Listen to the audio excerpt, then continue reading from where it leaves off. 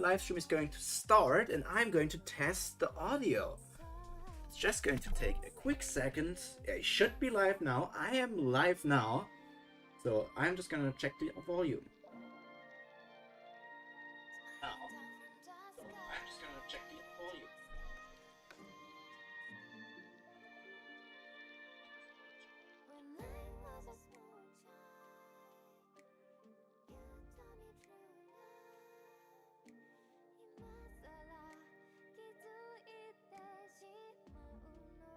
Okay, you will hear me one more time double, so that's the dust test.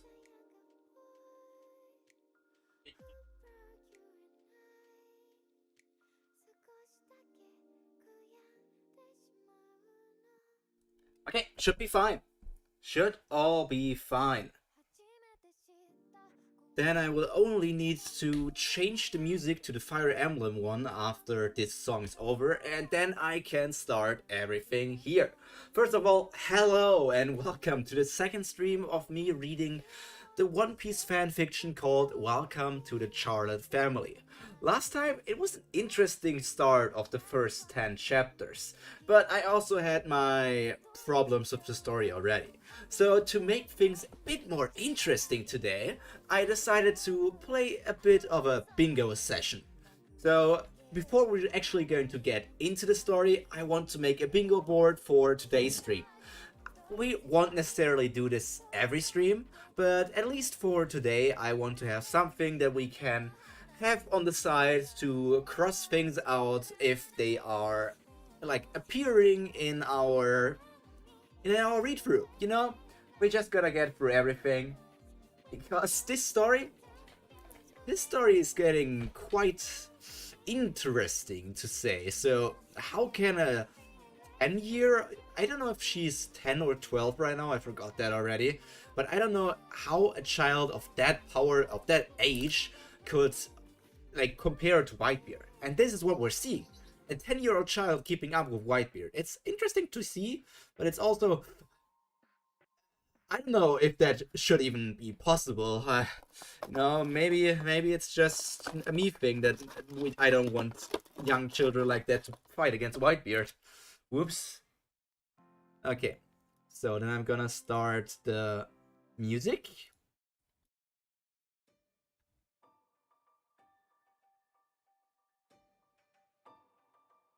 Should be fine. And then we go over to the free bingo card, and I'm gonna move myself to the right.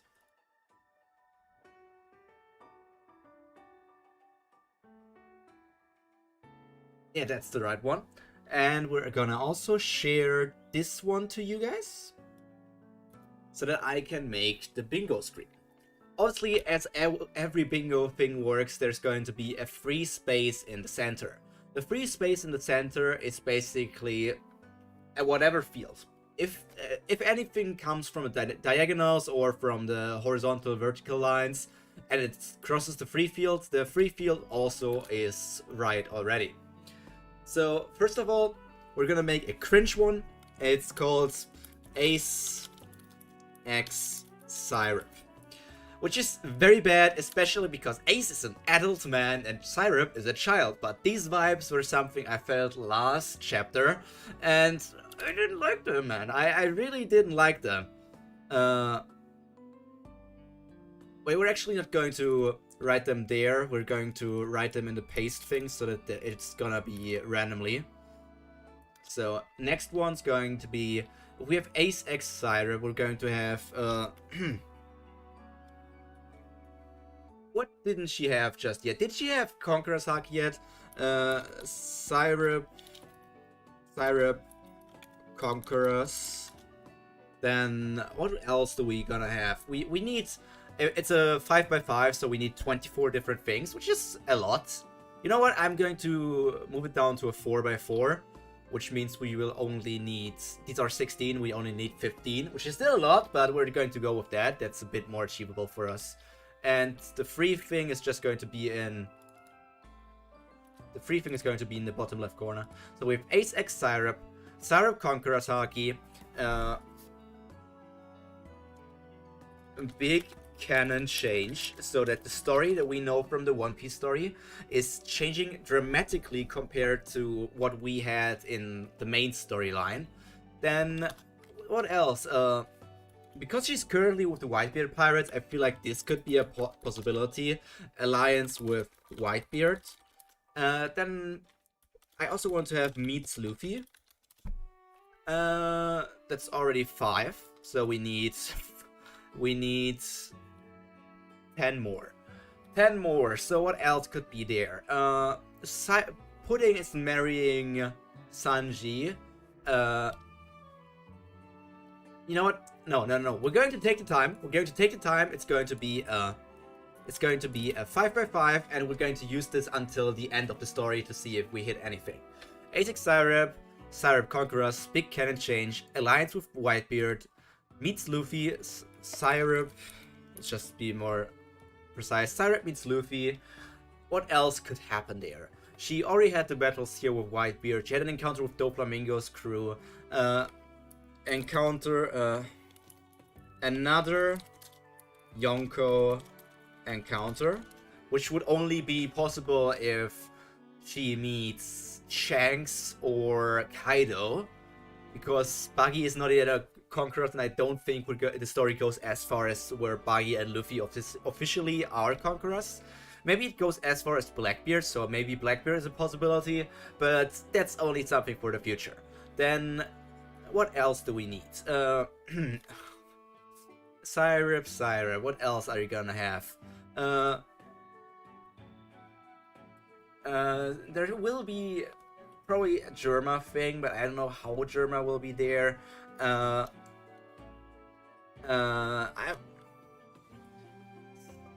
This is problematic. Like, I would love to make this longer, but I'm already stuck at 6 different bingo things, and we need, like, I don't know, 18 more. So, okay, let me think. What else could Syrup have? Syrup is a bit of an interesting character. She has this incredibly... Oh, yeah, second Devil Fruit. Second Devil Fruits. That's something that we needed.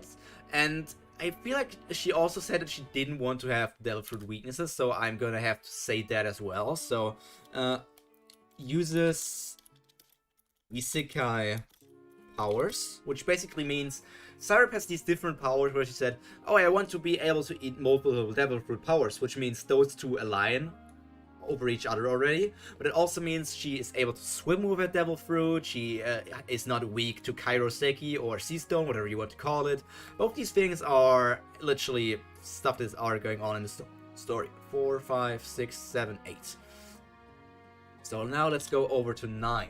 The 9th thing that we want to have on our bingo board is Syrup. Syrup gets Mato, which are one of the graded swords. I don't care which one of them are, but if she gets a graded sword, that's another thing that we have on the list. So then we can also additionally put in Syrup. Who could she encounter? Just for me, Syrup meets Kobe. I don't even know if Kobe is written with a K or a C. Kobe One Piece. Apparently with a K. I always thought he was written with a C. Yes, not? That's good to know. Especially with the current things happening. So, what are other possibilities here that we already have? 3, 4, 5, 6, 7... 1, 2, 3, 4, 5, 6, 7, 8, 9, 10. So we're on point 11. Let me just... If we're on 11, that means we need a good chunk more. Syrup getting... Syrup leaving Big Mom. Syrup defeating Katakuri. Sorry, 2 more. We're making progress. We're making a lot of progress here. What else could we include there?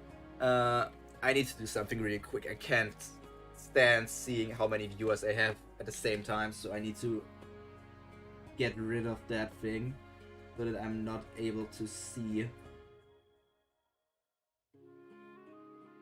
I hate that I'm seeing this.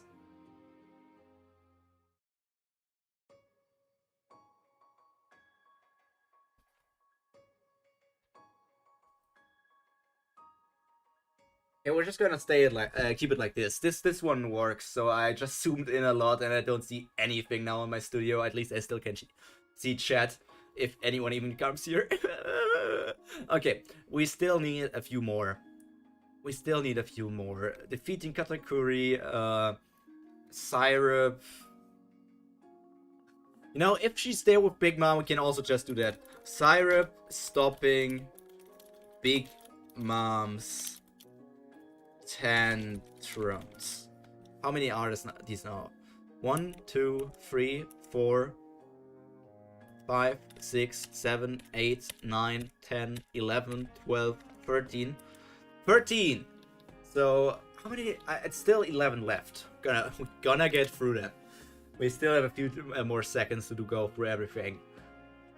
So we have Ace here, we have Marco there, we have Devil Fruits here, there. So what are things that we think that could potentially happen in a world that are One Piece related? And it's already said it's somehow OP and everything, so that's gonna be something that's important. An OP One Piece scene means something that we consider OP is... If she already has the Devil Fruit, she might meet him. So Syrup meets Law. Then another one would be...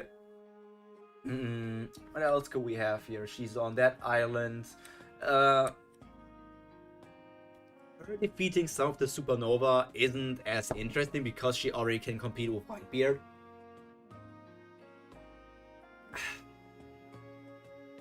So we need something else. Syrup needs some more powers. And I think the best thing for her... You know what, I'm just gonna put it in here because that's my channel, so I'm gonna have a One Piece reference. Which means if she somehow referenced this being a story or anything, this is a hit. Then I also want a D&D reference, because I like D&D, and we want this to be, maybe somehow it's in there. And now I need to count again. 1, 2, 3, 4, 5, 6, 7, 8, 9, 10, 11, 12, 13, 14, 15, 16. Let me just click on generate. I'm just gonna copy it. And click on generate just to see how this one looks so far. Yeah, we need a few more. 1, 2, 3, 4, 5, 6, 7, 8. Let's go back. Then I need paste in a list of words. Paste it in. We need a few more. What else could Syrup potentially do? Get God Devil Fruits. That's just on my theory that Luffy's Devil Fruit, the Hito Hitomomi model Sun God or model Nika, is not the only god type Devil Fruit, but there are also other things. Like, I mean, with the Sun God, so maybe there's a Rain God, a Forest God, and an Earth God. That's what the current, I feel like, leading theories are, with potentially being Imu, Blackbeard, and some other people. Maybe Karibu. Who knows? There are other potential candidates as well, but we need to get through them. So, Syrup, Elbaf arc. Then, what are some other very popular things that the fandom wants to do? It's like... I don't want to create anything else. So that's something... She could go to Dressrosa, but she already defeated Doflamingo's people, so I don't think she will do that, and that would influence the story. So, encounter with some of the Shichibukai. Syrup meets CP0. Syrup fights an Admiral. Syrup encounters a celestial dragon. So how's it looking? How many left? 3 left.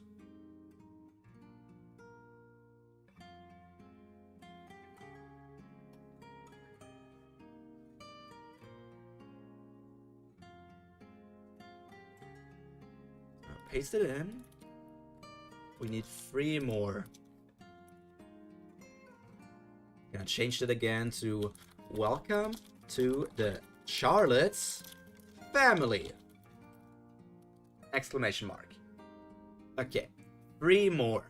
So Syrup encounters Celestial Dragons and our CP0 is on there. So Syrup goes to Zoe.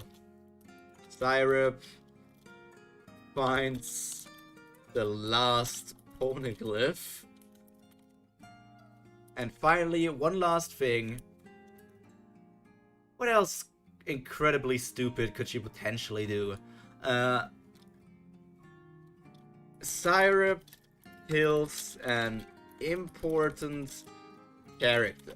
This doubles somehow with the thing that I had, big canon changes. But some things doubling each other is not the most stupid thing that we could have. So this one works fine. We have everything in there, so I'm gonna download this one. I just need print 1 pages, or just download. I'm gonna... Cards are being generated.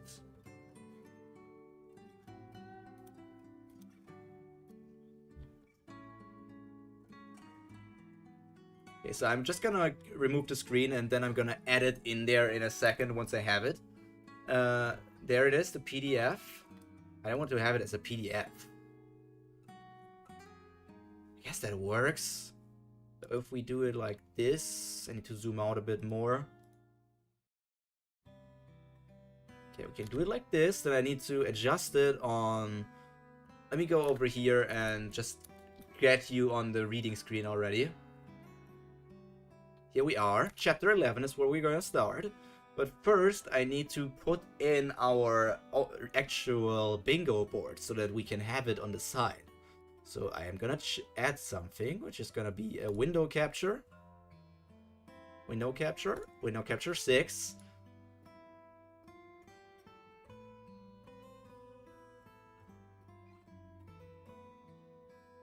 Then I'm going to adjust this to only have the bingo boards.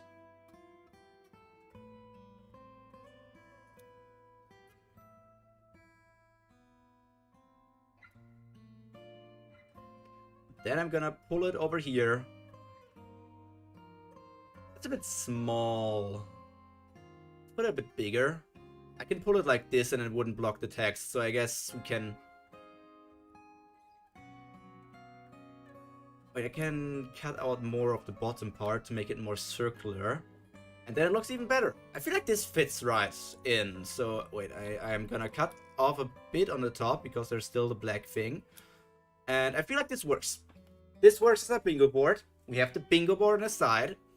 And I'm gonna cross off something. Can I do that? Yeah, I can mark them red. So that works fine. Whenever we find something, I can cross them off. And that's gonna work for us. So right now, we're just gonna get straight into the first episode of today. Chapter 11 of Welcome to the Charlotte Family. I was sitting out on the deck of the Moby Dick with Ace after a meeting with Whitebeard. Of course, I needed him to carry me up here since I wanted to see the sky, especially after using my Devil Fruit abilities right after waking up, so I was exhausted again. Syrup? Huh?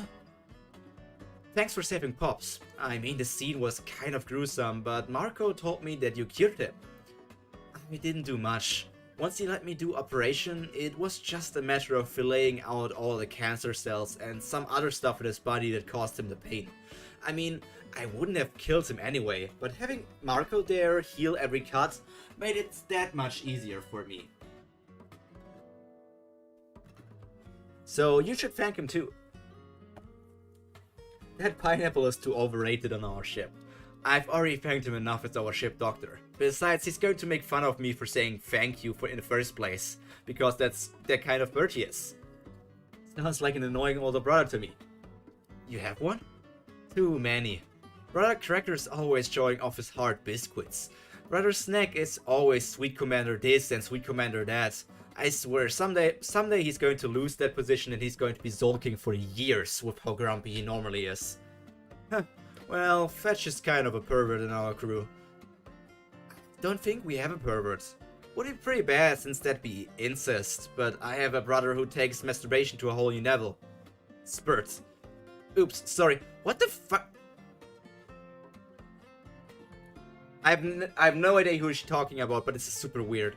I don't know. This doesn't fit into anything here. This doesn't fit into anything. This doesn't fit into anything. It's just super weird. Oh. Ace spilled his drink as I mentioned the M word, but is that really something I shouldn't be saying? I was already 12, and this movie told me everything about it. Not to mention my previous life. Brother Daifuku's Devil Fruit ability makes him rub himself. Kind of a running joke in the— That's not— Okay, that's just stupid. How is Daifuku rubbing himself to get the genie out, like in the front masturbation? It's just stupid. That's just you making a very bad pun. Oh, thank God, I thought you had actually had an incest craze, brother. Stop talking about incest! I didn't want to hear, but your description made me imagine it. Can you get me some bleach, please? Does bleach put out fire? You should try some salt and sand smoothie. I can get Sis to make some for you one day. Those usually kill fire pretty quickly. I was talking like this, but honestly, I felt my heart beating a little faster than normally. Just a tiny bit. Inwardly, I was scolding myself, feeling this will. Sure, he was smoking hot, and I do admit I have fangirled one on Ace a tad bit excessively, but it was never to the extent of what I was feeling now. Was it a Stockholm syndrome? Why did I feel this way next to him? Perhaps I came to trust him more than I should have, or perhaps it was the knight in shining armor effect because of his actions right when I was about to lose consciousness. You okay? Yeah. I hugged my knees closer to myself as I looked out in the open sea. For once, the Grand Line was quiet and free of the crazy weather, perhaps giving me a moment of peace with Ace. I looked at Ace as I realized he too had a bit of a pink face. Maybe he was flushed because of the cold air. He seemed to be flinching awkwardly. I decided to lend him a hand. It's probably pretty obvious you have something to ask or say. Feel free to say it. I've heard the weirdest thing from Mama, so it doesn't matter. Okay, then what do you think you would say if the former Pirate King had a son? A living, biological son, somewhere in this world. There's no way Ace would ask this. This is so out of character. That should have been a field, an out of character thing, like, happening. Ace met you yesterday, you tried to kill Whitebeard. There's no reason why he would instantly open up to you and ask you about the whole Roger thing. The classic Ace question. Never thought I'd be on the receiving end of this question, but I already knew how to answer it. Dunno, can't say until I meet him. He might be pretty nice and a cool guy, in which case I like him. If he's a jerk and acts like a typical pirate, then I'll kill him. Why? Nothing about the bloodline? Nothing about his relations to his father? Well, I have one of the most notorious bloodlines in the entire world, and hopefully I'm not too bad, right? Besides, I have 86 siblings who share the same blood, and some of them are nice, like I've mentioned before, but also some of them are absolute jerks as well. So it doesn't matter whose blood flows in me, I'll say. I smiled. I smiled my full-toothed grin at him as he looked taken aback, kind of flushed in embarrassment.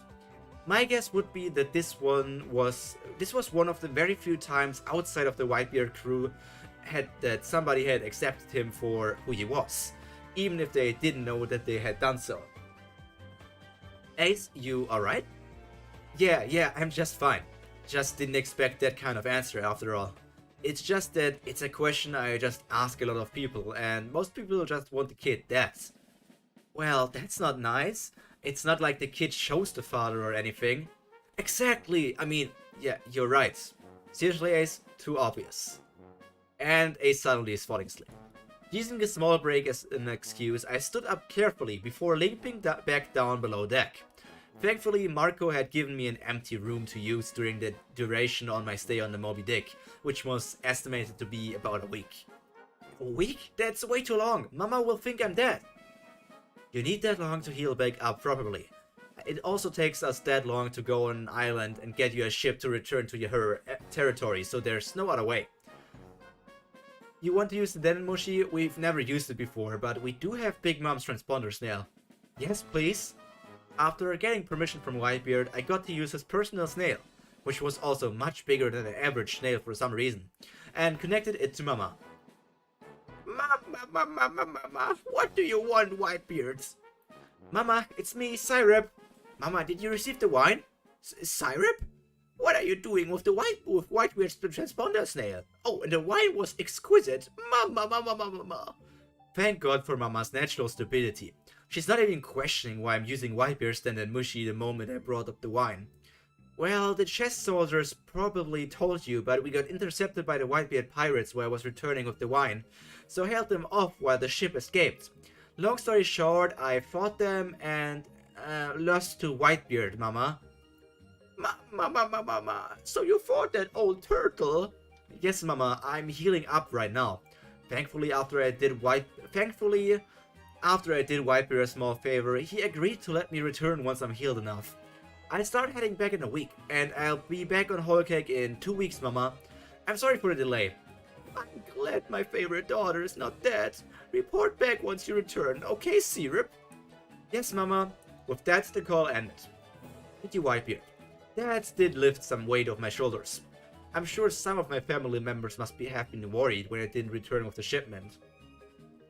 That's no problem, Syrup. You may ask me any time. Now, why don't you return to your room and sleep? It's quite late now, actually. Do you still have a bedtime? I'm not a little child, but yes. Big Sis Prelay forces me to sleep at a specific time each day. That's what family is about, is it not? I guess it is. Short extra chapter. I mean, it's not an extra chapter, it's 11, it's not 10.5. It's just still stupid. First again. Hate to burst MC's bubble, but I don't think 8 would be able to get along well with it, let alone date someone who has massacred as many people as her, at least knowingly. There's a distinct difference between having killed a few assholes and having massacred entire cities filled with innocent people.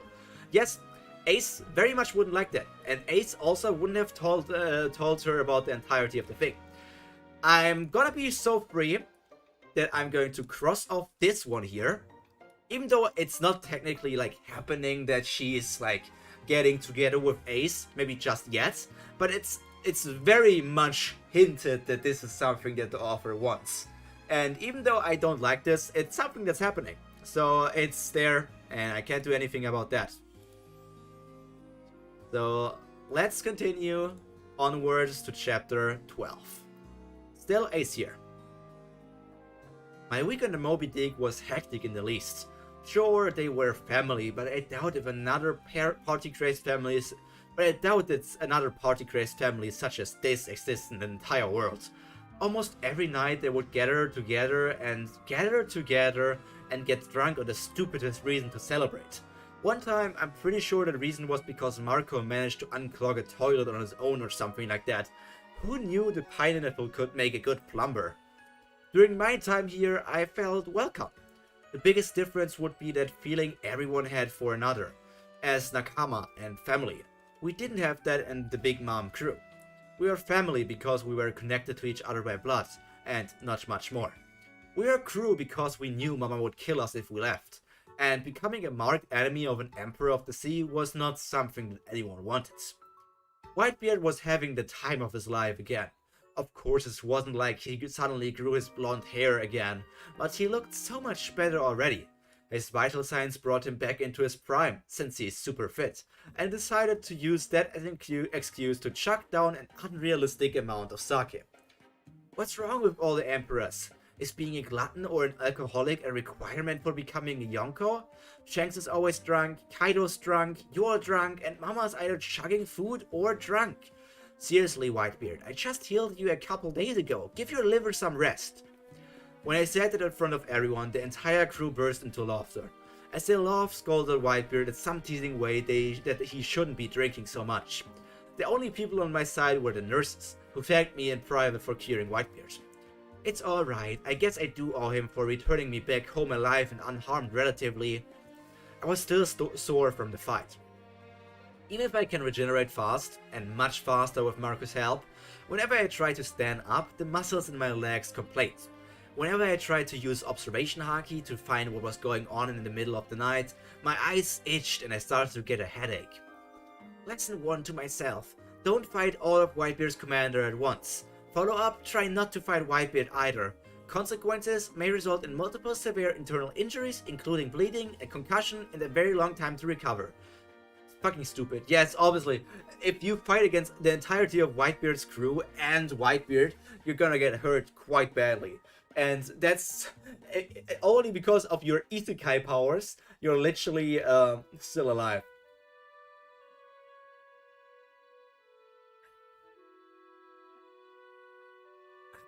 Huh. You realize that after 5 days? Took you long enough. As I didn't have my observation on, I didn't knew he was behind me. Not to mention I was in my room right now, or at least the room they gave me to stay for a couple of days. What was he doing here?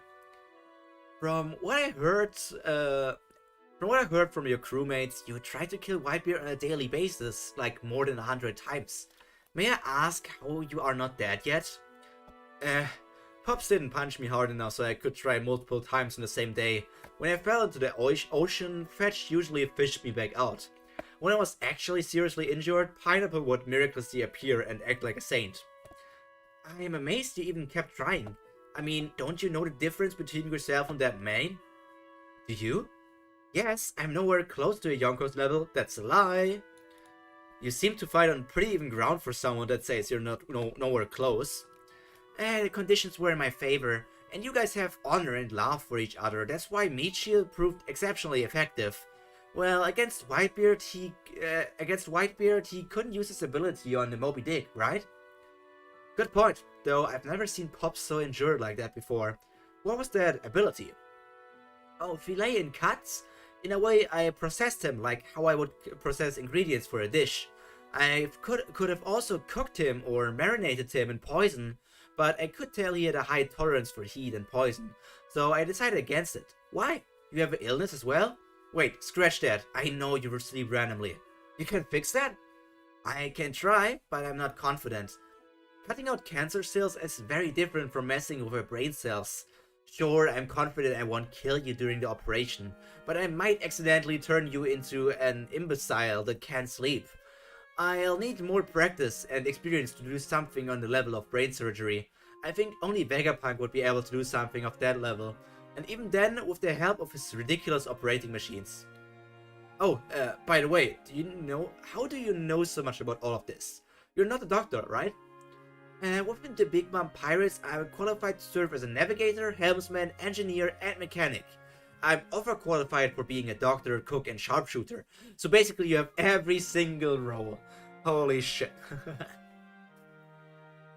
I've also read up on the recorded history of this world, though I must say the ones printed by the world government are biased and don't provide much insight. Other than that, I'm allowed to serve as a commander of the fleet should the sweet commanders be out of reach or unable to do his or her role. You really are talented, huh? Heard it more times than I can count, but thank you. But what about you? From what I know about Fire Fist, Ace, you're quite a prodigy yourself. Well, what do you know about me? Let's see. Former captain of the Spade pirate crew, fought on evil ground for Shichibukai Jinbei before. Logia Devil Fruit should count for something, though I doubt it matters for the veterans in the New World. Logias are quite weak here. Logias are quite weak here unless you have a mastery of Haki, which you do not, apparently. You got me. The Marrow on me has made me feel quite invincible in Paradise and before. I just never saw the need, nor did I know Haki existed. Of course, that was why I got beat around the Moby Dick by Pops. Idiots. Hey, idiot indeed. Of 2 of the 4 emperors, they possess a Paramecia-type devil fruit, while Red-Haired Shanks possesses none at all. How do you think they kept the position of the Emperor of the Sea if they had no way of fighting a Logia at all? Always analyze your surroundings and opponents. First lesson that Big Brother Katakuri taught me. I see. He swayed slightly as he stood, walked up to me, and sat down next to me on my bed. Now that you're closer, God, how much did you drink? You smell like sake.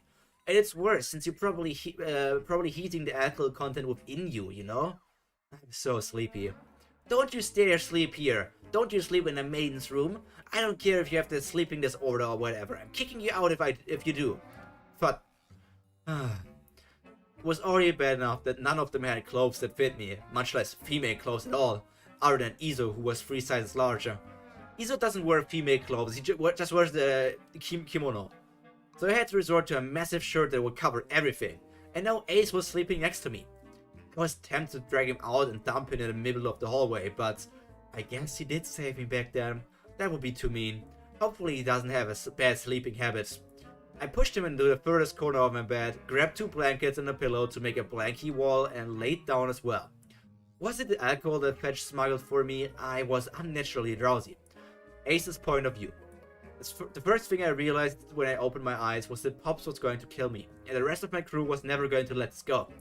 I half expected a sudden invasion from Cypherpole, but Seastone shackles on me and put Seastone shackles on me and bring me down into the deepest layer of Infall Dawn. It was probably dawn since I didn't see the bright sun out there yet. Not that the New World has a consistent weather pattern or sunlight anyway, but I can generally tell. Taking dozens of short naps a day really cut into my main sleep, so I didn't really need that much, and now there was kind of a solution. I looked at Syrup, who was fast asleep. What the fuck is this first part?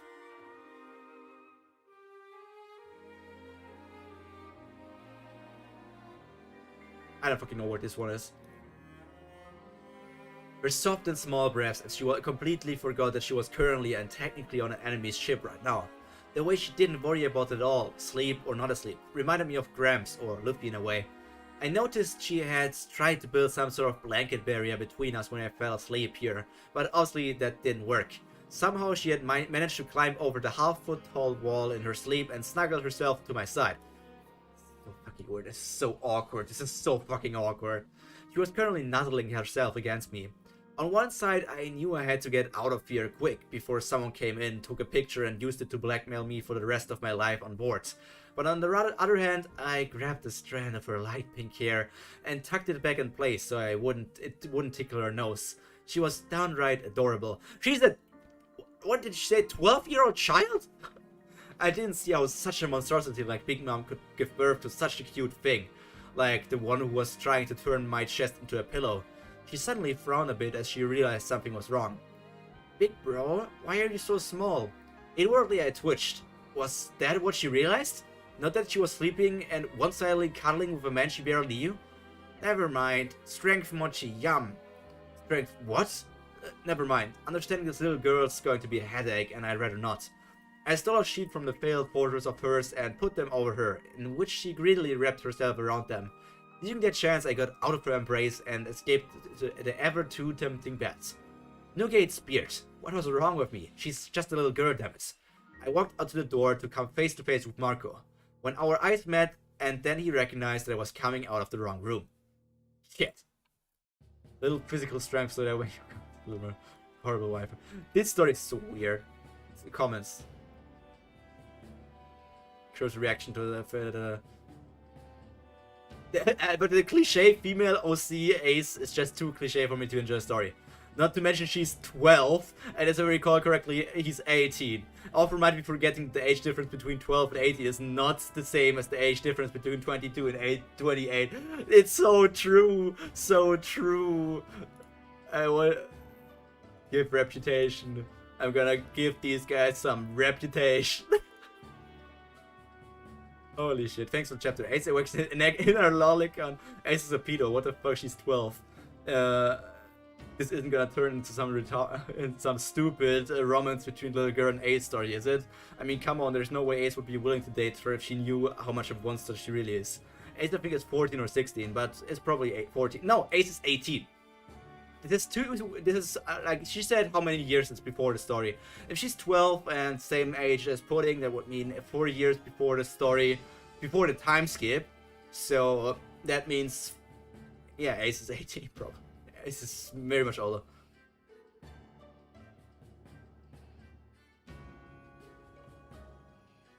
This is just super weird, but next chapter, I guess. Is there anything I can mark off? No, didn't encounter that, not defeated that, not that, not that, not that. Also, from this one, didn't have anything, didn't have anything. Nothing here. I can mark this one. I can mark this one because she said something of Ace giving a question that is literally the same question that he asked, like the classic Ace question, which is something only people who watch One Piece would know. Target's a mate, or Buchanan Shade, sorry meets Luffy. Okay, that's it then. Okay, we have a short Omake. POV Marco. Being the first division commander of the Whitebeard Pirates was not an easy job, y'all. One would normally think about some purchase and paperwork, as well as the strength to back it up. Hey, while we are pirates, we were still civilized to a degree. We needed to be able to control our spendings and finances if we wanted to continue to do as we wanted without killing innocents. Despite that, I felt more like a glorified babysitter than an actual pirate. More than 300 men on the Moby Dick, and over half of them are complete man-children. They need to be woken up, fed, talked to, played with, and all the stuff you are supposed to do with babies. Then there are the hormonal teenagers running around the ship, turning a member gay each month or so. The lucky ones who have relationships with the nurses and will never shut about it, yeah. And the sword, calming them down before a fight is, well, not fun. Finally, there's the worst kind, and that just so happens to be the 2nd Division commander I saw tonight. As Ace walked out of the guest room, for a second I thought everything was normal. You know, Ace doing typical Ace behavior, acting unorthodox. Perhaps he just tried to avoid his duties again and fell asleep in the empty guest room. Except I remembered it wasn't empty. From what I remembered last, the room was currently inhabited by a very tired, weakened, underaged, cute little girl. The dots began to link as I made the connection, along with the fact that Ace always seemed to get along well with little children, stealing them ice cream and all, whenever we stopped on a particular island to restock. Shit. Well, that confirmed it. Ace, you piece of shit, come back right here! The rest of the day was spent chasing around the burning Pyro to yell out excuses and denials. It ended when Pops heard about the issue as well and lariating Ace straight into the deep seas below. Personally, I would have been fine leaving him there, but it turned out Ace was innocent, and we'd either go and fish him out. Shame, I could have done with an Ace-free day, just another normal day on the Moby Dick.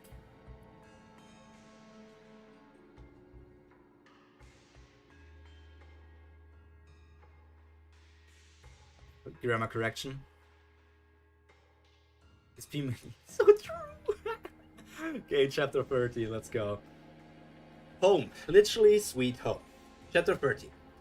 I know this was useless saying this to you, but you understand, right? I read people better than you will ever do. I've never even met him before in my life, and I'm saying this to you. Consider this professional courtesy, no emotion attached. Normally I would have killed any little girl that insults my son, but you did give me your view, so what do you say? Someone's going to find the fruit one day or another. It might be tomorrow, or it might be in years. But he joined your crew for that, and one day your crew will find it. Either as a fruit or in a user. And from what I've seen, he won't hesitate to kill his Nakama to get it. Those are some bold words you're saying, Syrup. What do you say I do then? Don't find the yummy yummy no mi. If you do, then order everyone else except him to throw it back into the ocean. Besides, it's known as the world's most evil fruit. You wouldn't like that on the Moby Dick, no? Don't be insulted if I say I don't believe a single word you say, but whether or not I choose to believe it or not, I will remember your words. I guess that is enough. Thank you, Whitebeard. I repay this one day. You already cured me, and you say you'll repay me? Yes, now anyway, I think I should really go now. If I'm any later, Mama really will throw a fit, and I promise you, a hit from her is no less painful than yours. You've been hit by her? Intentionally, yes. If I didn't block it, Pudding would have died in one of her blind fits. I was much younger then, though. I barely knew Amentaki. Daughter. Know that you have a place here, my daughter.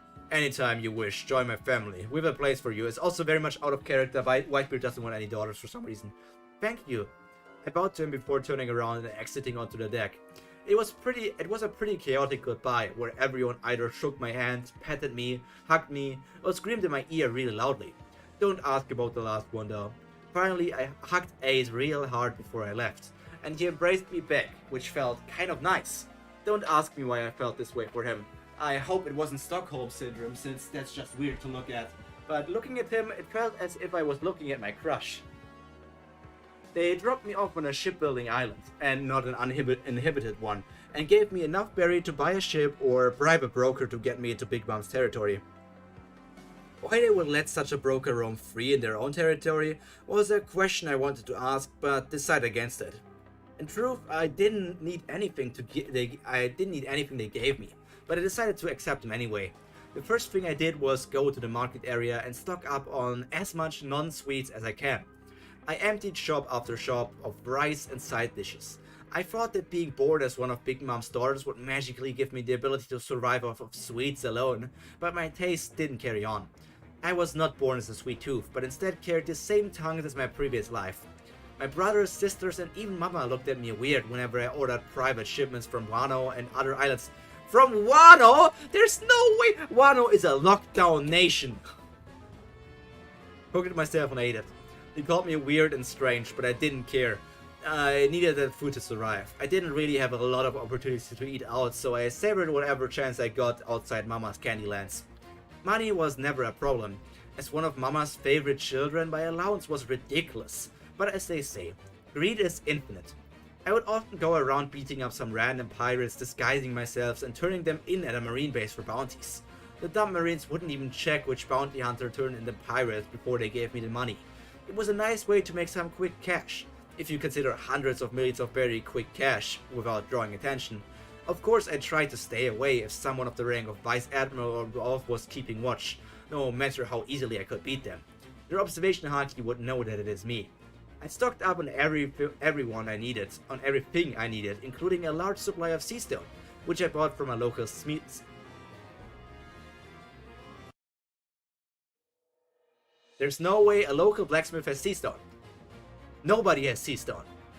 I had plans for a special ceramic knife, but I decided if Smoker can have a sea stone tipped jute, then I deserved a sea stone knife and saved myself the trouble of activating armament against weaklings. Somehow, I already missed Ace. Damn, I hope this wouldn't continue much longer. I was way too busy in my past life to really pay attention to relationships, not to mention the fact that I was forever single. The closest I ever felt to something like this when I was in my first year of high school and I had hormones to explain for all of that. But this? Why was I crushing over a fictional character? Okay, he might not be fake anymore, but somehow something got stuck in my throat as I remembered what happened in One Piece. Probably one of the most iconic and important moments in all of One Piece history. Ace's death in the Battle of Marineford. Why am I falling for someone who's going to die? Isn't this just too cruel? As a member of the Big Mom Pirates, there's no way I would be allowed to go and participate in the war which was to come in 2 years. Yeah, in 2 years. Let me check Ace's age. Ace, One Piece.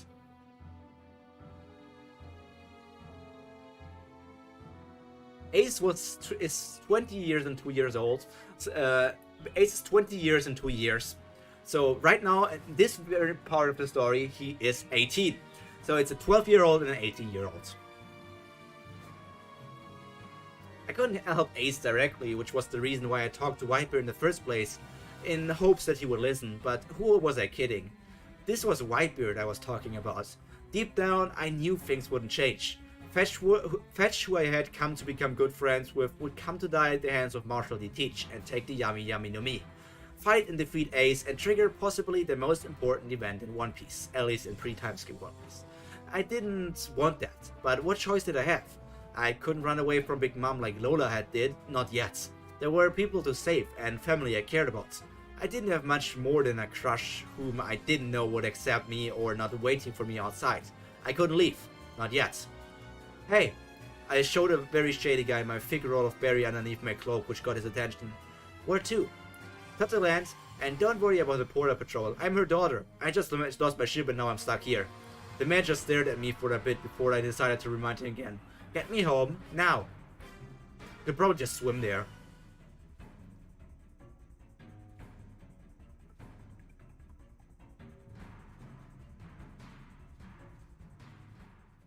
Next chapter. Let's go over the bingo. Is there something new? I should have something like Pyro gets annoyed because I am already annoyed at some stuff that's happening. Uh, there's nothing really there.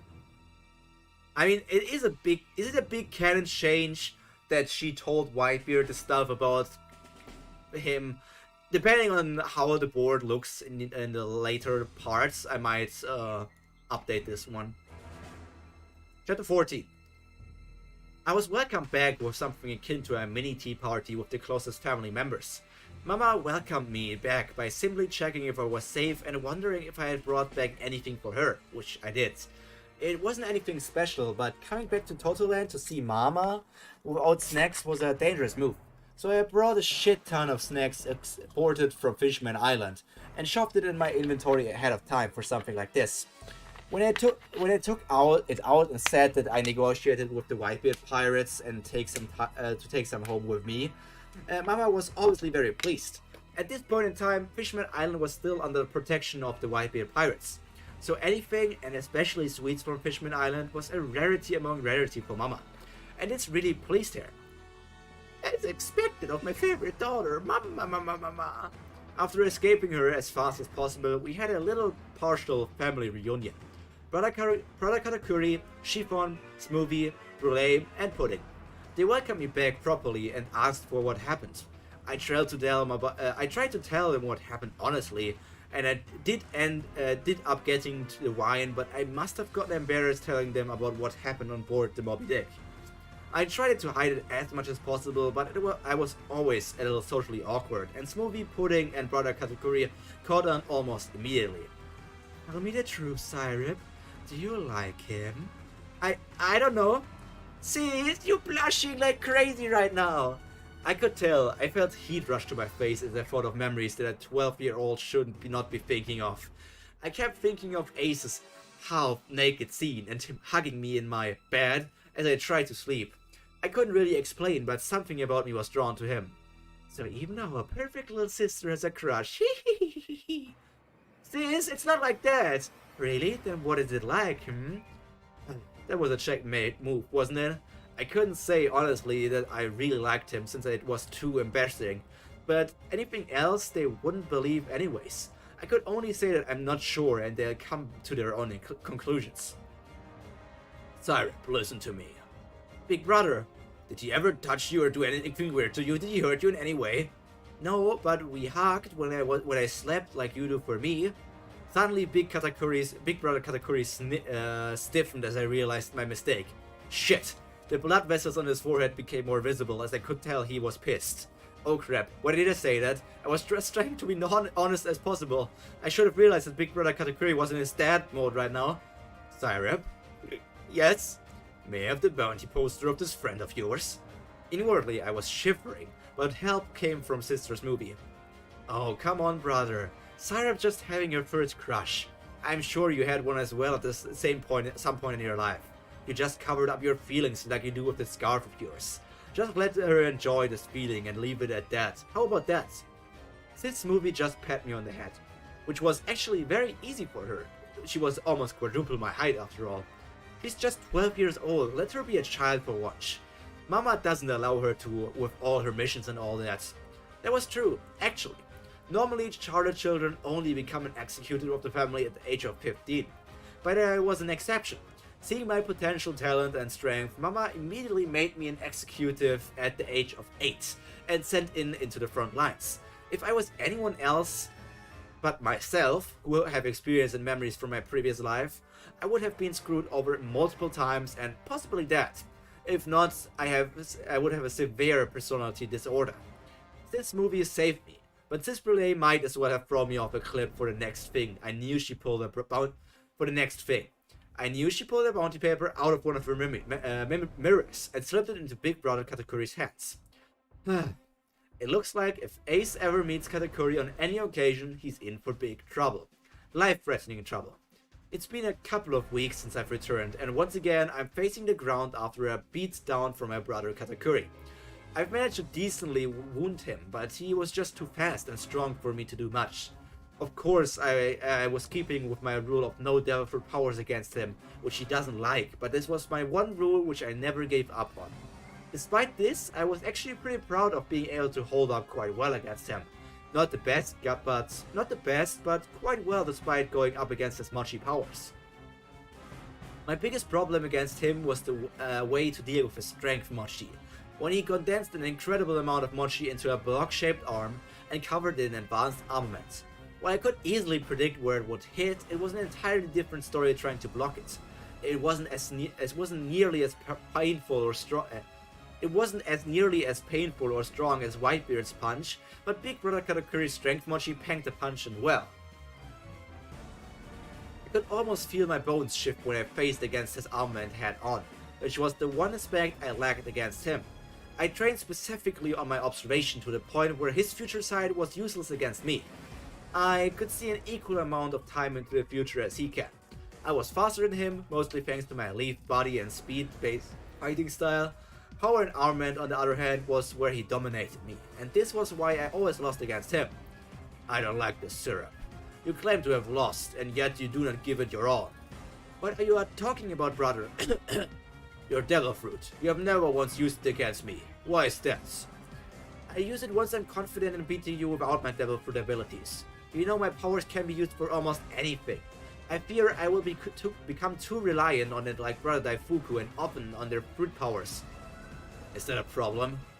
It is. Some of the strongest people in this world are strong not because they possess rare devil fruit powers, but rather from their training and ability. From the Marines there is Garp the hero, Red-haired Shanks is an emperor of the sea, the greatest swordsman in the world, Dracula Hawkeye's Mihawk relies on nothing but his will and sword, alone. Even the Pirate King himself, Goldie Roger, never consumed the devil fruits. And your point is? Devil fruit abilities are a shackle. They hold back my potential to become more. If I base my fighting style on my devil fruit, I will never train who I am, but rather how to develop my borrowed power. I will train my fruit and all of its abilities. After all, who am I to refuse free power? But that power will come only after I am satisfied with my own efforts. And with my own efforts, will, and power. A strong body and will shall bring forth more power from my fruit. That as well as fruit compatibility. Brother, your source of strength is not the mochi money, but rather your observation and pure physicality, is it not? That's quite philosophical of your little sister. When did the little girl grow up so much? Brother, I'm 12. Also, with that being said, I have already consumed the devil fruit, and it would be stupid to neglect it completely. So that's why I train it. Just not in front of you, brother. I show you I can beat you. That's not how a 12-year-old talks, so it's stupid.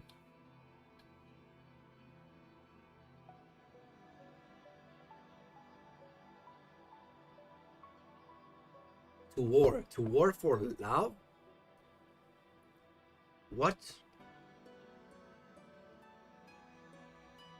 Who is going to want love?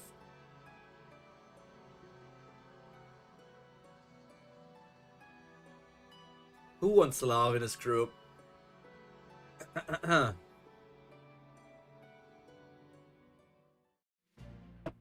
There's also not anything here.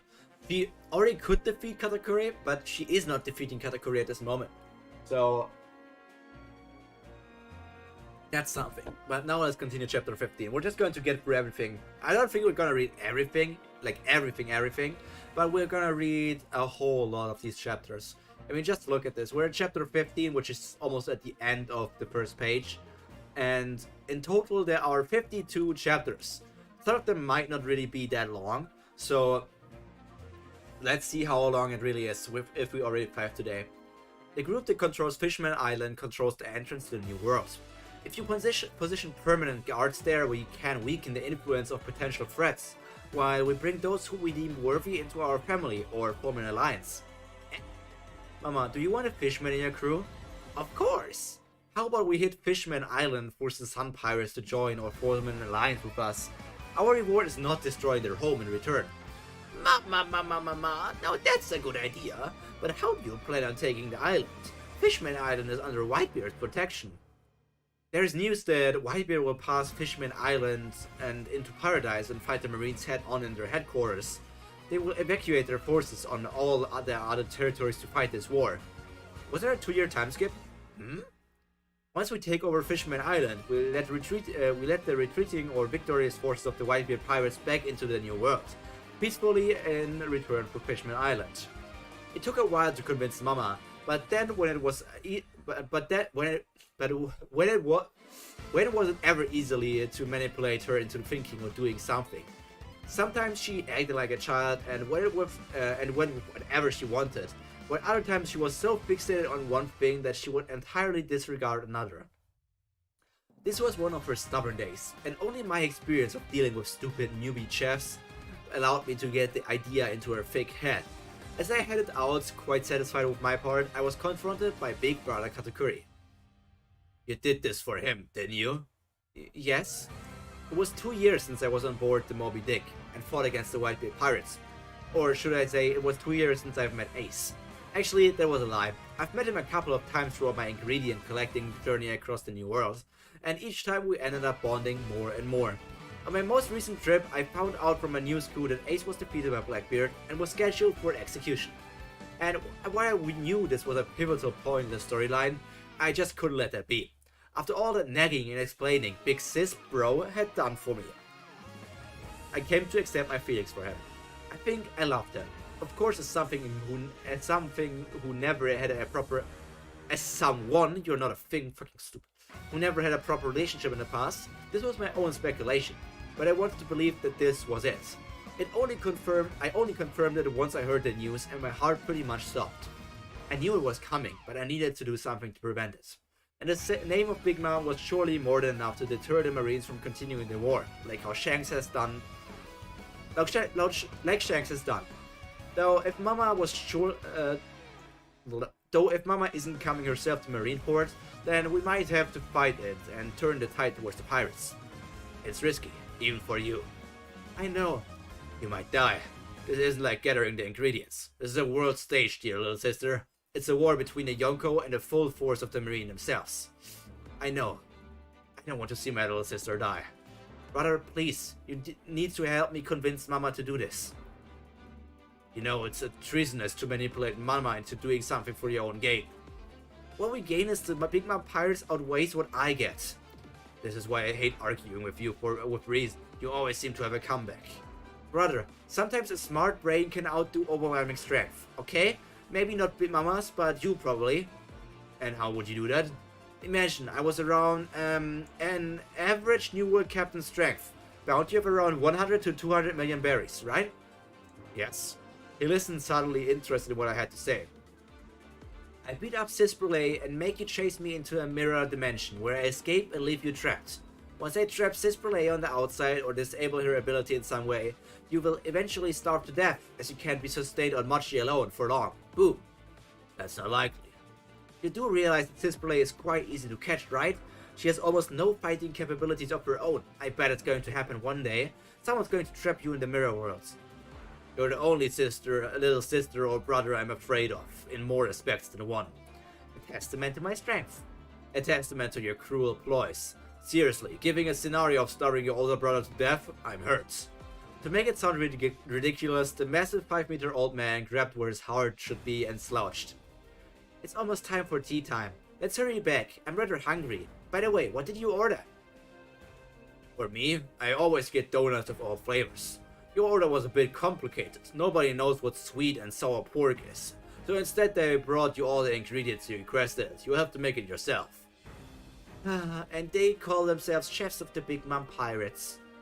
Their chefs specialize in making sweets, like Big Mom chefs. You're the only member of the crew who doesn't like sweets, weird little sis. I'm not the one who can eat donuts in 3 bites. Just one if I try hard enough, actually. Anyway, brother, you know why I have to do this, right? I need to save Ace. He matters to me, almost as much as as you mean to me. Sure, him and I aren't family or connected by blood, but I'm sure there's something there. I'm coming with you, and I'm not letting my little sis into danger like that. Besides, your destination isn't Fishman Island, ain't it? No. Exactly. You'll need someone to come to Marineford with you. Smoothie and Cracker can do their job on Fishman Island while we bring the negotiation table to Whitebeard. Sounds like a plan, doesn't it?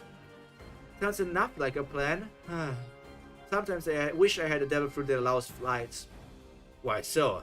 So I can just fly over there, grab Ace, and be done with all of this. Don't tell me you're going to invade Impel Down. Not worth the trouble. There's a higher chance to wait in Marineford and deal with things there. Tell Mama I'm going out to scout the area. You're going already? I don't want to be there last minute. Having a couple of days in advance will give me enough time to prepare. Anyways, see you at Marineford. He tried to stop me, but it was too late. As we were blindly walking, I had already arrived at Arba and jumped onto my ship and teleported it out of his reach. No worries, big brother. World stage or not, I'll be safe. Man, university, it's something university. You're busy, story drops, okay. Next word chapter. Is this story a bit too rushed? Should our protagonist attempt to get the Goro Goro no Mi, Pluto schematics, or at least made an effort to learn the Poneglyph language before Marine War arc?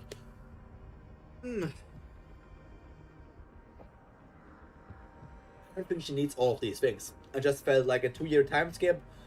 You didn't. There's no story. There's no story. It's just an syrup like fan fiction at this point.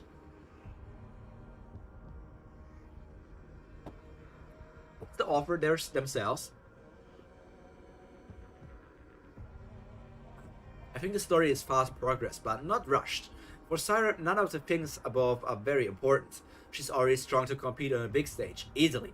With her backing of the Big Mom fleet, she's not really interested in finding another ship, nor does she really want to put in the effort to get involved with Straw Hats this early on.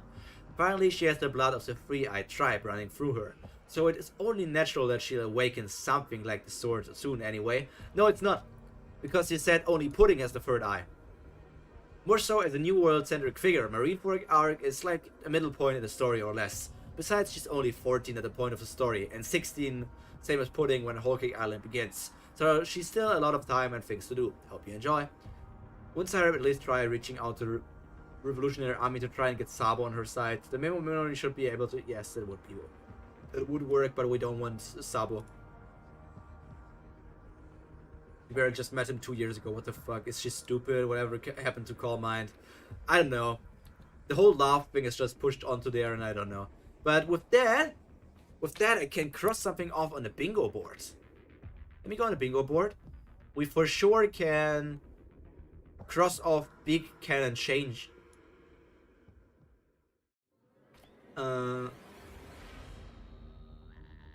Anything else? She's not... I mean, she is leaving Big Mom, but she's not leaving her forever. Okay, next chapter then. Supernovas. Chapter 16. This time I didn't bother taking many people. My own personal vessel, the size of the Going Merry, but much better tech, had the same crazy Big Mom style design to it. The sails flew the Jolly Roger of Big Mom, but the sail in the front had my name on it in all caps, as if making sure that everyone would know that I was on board. Charlotte Syrup. At least I was recognized as a threat, but even the big names in the world. My action of attacking head first after a warning and declaration and still managing to destroy everything to the ground has got me quite the attention.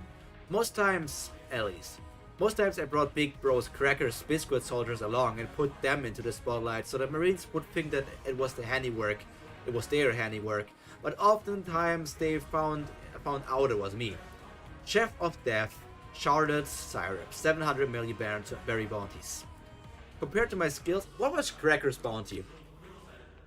Charlotte's Cracker. 860 million. Do we have Snack's bounty? Charlotte's Snack. 600 million bounty. So she already has a bigger bounty than Charlotte's Snack, the 4th Sweet Commander. Compared to my skills, it wasn't much, but it helped if my opponents, especially the stronger ones, looked down on me, but a bit. Of course not that an 7 million berry bounty is low, anyways. Especially for the 14-year-old child. It's the highest bounty for anyone that age. Okay, this chapter, when did it come out? I need to check that, so I can check when the Yonko bounties were revealed. This chapter was came out 2 years ago. To be precisely on the 27th of September 2020. Yonko bounty reveal chapter.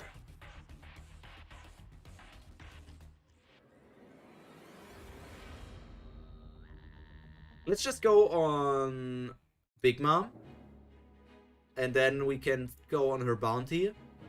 which is this one, and we can see it was revealed in chapter 868, which actually came out... Okay, it was out way before that. I thought wasn't that on the Reverie arc? 868 already Wano. Wano arc? No, this was still in the Whole Cake Island arc. Interesting, but we knew her bounty at least. So I guess everything below a billion is already low for just for Syrup. I mean, at this strength, Syrup is basically an emperor, so she could have even a higher bounty than Katakuri easily. She could have a 2 billion berry bounty. Syrup-sama, we are approaching the Red Line. It's been a couple of days sailing at max speed through the Calm Belt. How can you sail through the Calm Belt? That doesn't work. And soon enough, I saw the massive and only continent in this world. Even I have only seen it a couple of times before, but it was still a jaw-dropping view.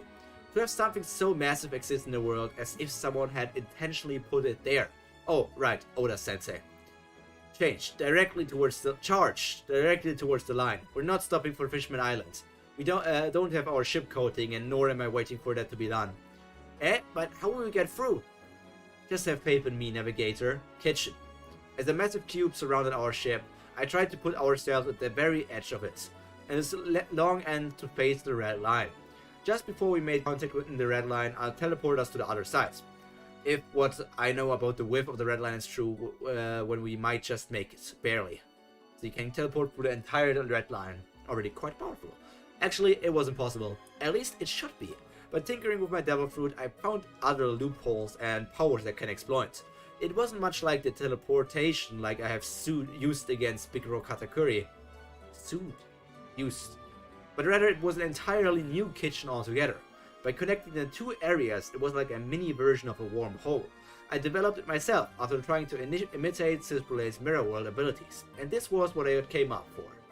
Brace for impact, we are crashing momentarily! Who was he yelling at? There were only a few other homies on board and they weren't on deck right now. Weird. Focus, this is not an easy task. From beyond the Red Line, I sensed my small cube pop up and open with just enough time to transition warp. I felt strength leave my body as I've never moved something so large before, but I could tell that I've successfully made it across. Slouch, thud. I hit the ground as I was completely drained of my energy. Change the course of the ship to Sabaody Archipelago. Wake me up once we arrive there, and make sure to lower the sails. We don't want to attract attention as the Big Mom pirates, especially not with the marine headquarters so close. Of course! With that I let myself fall into darkness. Well, it was just sleep. Teleportation of such magnitude took way too much out of me still. It was only since I researched how to manipulate the shape and size of my kitchen that I can even bullshit my way through the Red Line. Even after 2 years of constant training, warping things the size of a proper vessel, easily dozens of kilometers, was not something I could pull off every day. I woke up after what seemed to be a couple of hours. Law's room. Her room is a couple dozens of kilometers. Would say that the Red Line is at least a couple of dozens, doesn't mean disappear, so it's at least 3 dozens, so would mean 36 kilometers. And if it's done with 2 of her kitchen rooms, that would mean that one kitchen room is the size of 18 kilometers. In 18 kilometers, she can do anything she wants to you or anybody else around you. That's just way too overpowered. I woke up after what seemed to be a couple of hours. Like I have instructed, the ship's sails were changed. The ship's sails were changed to plain white, ones with no emblem or mark on them. If my estimations were correct, this was a couple of days before Luffy and his crew arrived on this island. I wouldn't want to be recognized by Kizaru or any of the supernovas. I ordered the homies to stay on the ship, since they don't need sustenance. Grabbed a pretty large hoodie, took out something like a Kakashi face mask to cover my face before leaving. My face wasn't as well known here in Paradise as compared to the New World. Though it would probably be very much well known here as well. They have the same newspapers. But I didn't want to take any chances, especially not with those pacifistas now rolling around. Those must have some face recognition function or something.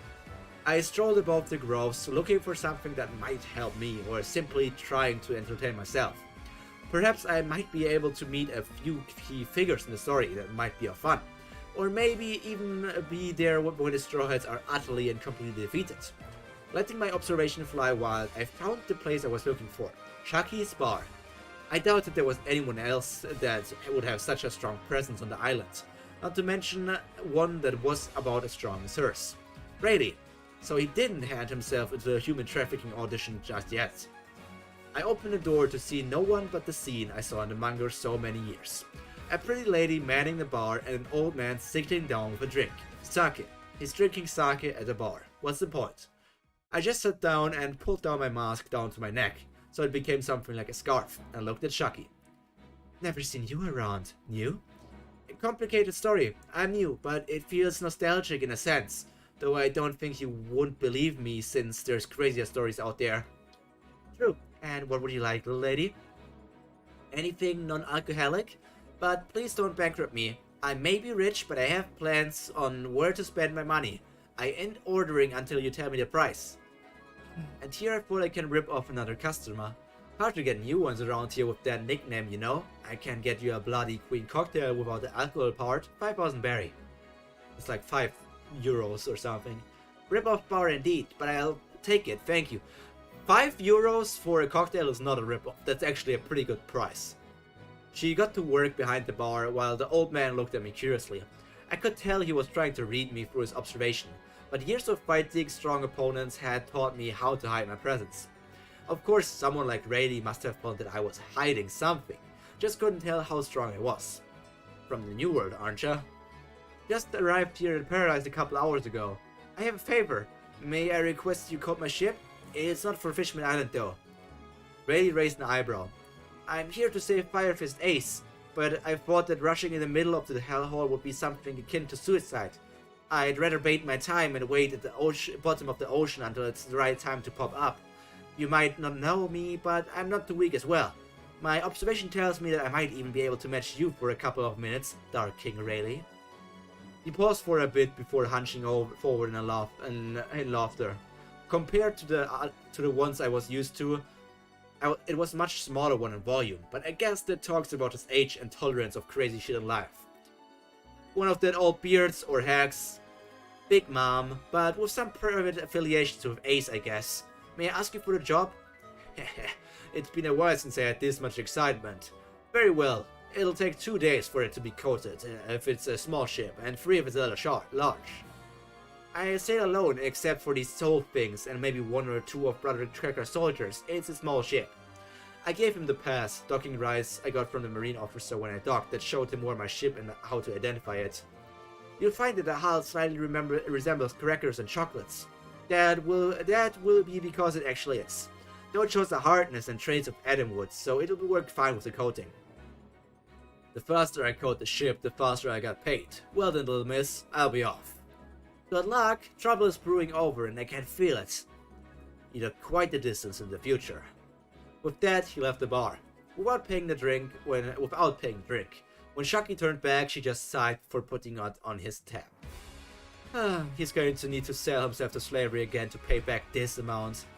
That much, huh? Is it because he was broke before he came to your bar, or did you make him broke? Both. That old man has been lacking money from the first day I've met him. If it was not for his strength, then I swear the loan sharks would have already got him.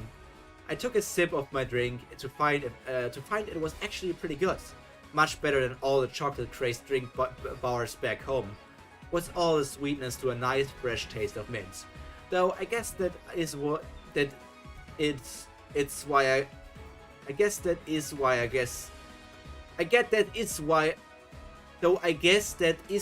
I like mint chocolates.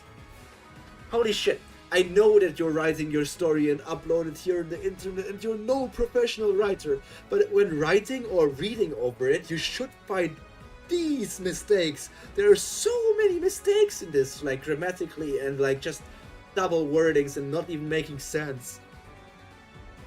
Well, it was nice meeting you, Shaki. Do you have any prophecies for me or something? I don't know you. I don't know who you think I am, but I'm not an oracle. Why? Don't know, you just seem like the type. I know that I'll have to go to Fishman Island if I want proper one, but actually never mind, I know where to find the best fortune teller. I flew my observation as far as possible to all over the archipelago, until I sensed a couple. I looked into the individually until it doesn't make any sense. Bingo, and the prophet is right there. I paid the bill and waved goodbye as I exited the bar. It wasn't much, but it was nice getting to meet some of the actual characters in the One Piece world, other than the ones in the Big Mom crew. Made the world feel more alive, should I say? No, it doesn't make any sense because the world feels alive because you're literally in it. I kept my observation active in order to avoid some troublesome people. Of course, that didn't include most bounty hunters or some no-name pirates, as they were too weak to differentiate, especially since this was in Paradise. It took a while going from grove to grove, but eventually I found the man I was looking for. Just in the manga, he was simply sitting there, completely uninterested in his surroundings, even with his crew trying to divert his attention elsewhere, as expected of the super rookies. They had a different aura around them from others. A pleasure to meet you. May I ask what my predictions are? Basil Hawkins. Looking at him once again, it was strange, and that meant a lot. I lived with the Charlotte family, which was full of weird things and people. Races of all kinds except giants, and a Paramecia heaven with so many people having the weirdest possible abilities. But Hawkins was definitely on that level of weird as well. Especially with those triangular eyebrows that looked as if they came straight out of the trigonometry problem. His face looked at me, or rather scanned me, with absolutely no emotion before he went back to his tarot cards, reading numbers and chances as he read out his possibilities or futures. Chance of defeat, 99%. Chance of escaping, 7%. Why didn't you check your chance of death? I do believe you should take care of your life as well. Chance of death, 0%. I see, you do not intend to kill me today. Either that or I receive outside help. Possibly, but I do not intend to kill you today. I came to ask of a prophecy for sort, to see my future. If I'm not wrong, you have never failed to predict the outcome of something before, or at least the possibility of it. That would be correct. Good, then show me the probability of death of Portgas the Ace. 100%, he will die, even with the full force of the Whitebeard pirates and Whitebeard himself. The Marines and the Seven Warriors will successfully carry out the execution. I knew it! That really did go against the will and laws of the world. Back in the manga, Ace was not killed due to the execution, but rather murdered by Akainu, while trying to protect Luffy. Thus, already Hawkins' predictions are wrong. The will of D goes against the set rules of the world. She smiles. Want to make a bet? I will have you know that I have never lost a bet before in my life.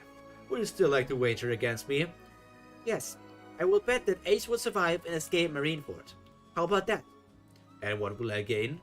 Let's say, yes, once you come to the New World, I won't attack you while you are not on Whole Cake Island or Wano unless you strike first. How about that? Connections to an Emperor of the Sea. I see. Well, then I accept. I haven't set my conditions for victory yet, have I? I will tell you now. It is useless, but I bet no matter how futile, go ahead, name your conditions. If Ace survives, then your entire crew will owe me a favor. A pirate's favor that holds the honor of the captain. I trust you understand its importance. I will call upon it once I ever need it, should I ever do. I look forward to not being attacked by you. Being a state of war against some of your strength frightens me. Tell me, who are you? You'll find out once the bet is over, one way or another. Now then, I believe we'll see each other soon. That may be tomorrow or in a couple of years, but a bet is a bet. Remember to uphold it as I will do mine should I lose. Of course. Of the 11 supernovas showcased in the series, Hawkins was the noblest one. That's so wrong. Is this before Hawkins did the whole thing with Kid and Killer? That's not very much noble. Not the kindest, nor the strongest, but the one who cared most about his reputation and honor. That's so wrong. With his ability to predict outcomes of the future to a degree at least. This was why I chose to make this bet with him with my conditions. Also, this bet has no loss for me whatsoever. I had no intention of attacking anyone anyways, if they were not an attacker or intruder on Whole Cake Islands. In the case where Mama dragged me to Wano, I also added the clause as well, but I hope that would not be necessary. As I walked away from the crew with the rest of them crowding over Hawkins, trying to ask questions about who I am, I ignored the antics and continued to move forwards, right into a man I recognized almost immediately. It was fine dining and a pretty high quality establishment, in which I decided to enter as well. It would be nice to make connections like these ahead of time. Of course, I don't think we would ever become true friends, but we could still become temporary allies, if not by crew, then by family. Eating like a true mafia boss was Capone Gang Beige, the captain of the fire tank pirates.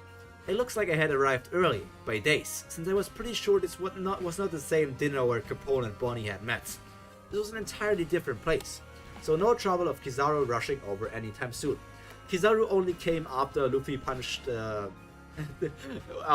he punched the Celestial Dragon. I guess you don't know One Piece. Sorry, I don't want to sound offensive, but like that's something everybody knows. I sat down directly in front of him and ordered a fish dish, or rather sushi. Despite literally being in the ever-changing New World, whole cake and most of Totoland's fish products were always somehow sweet.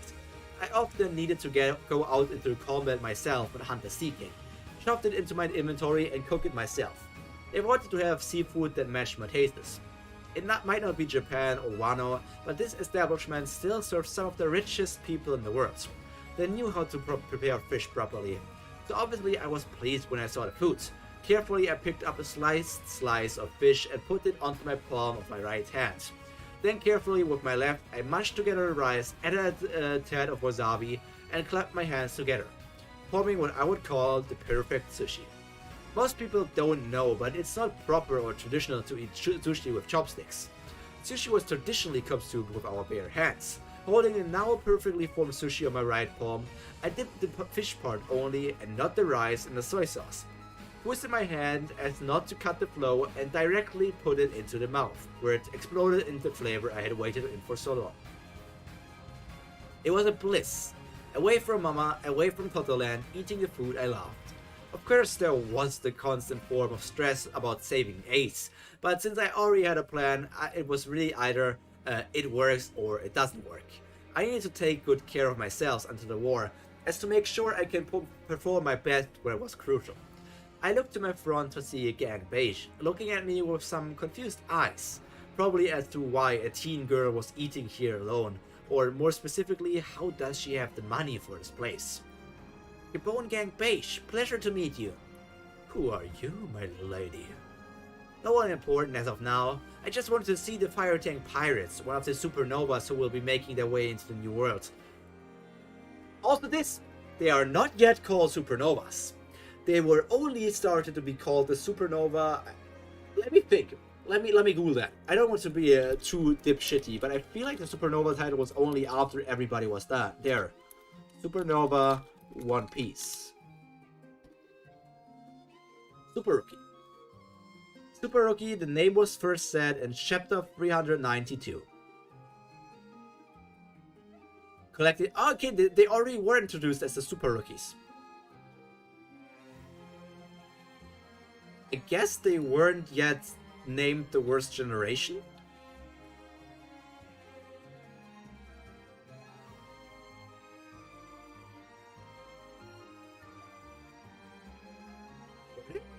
What's happening here?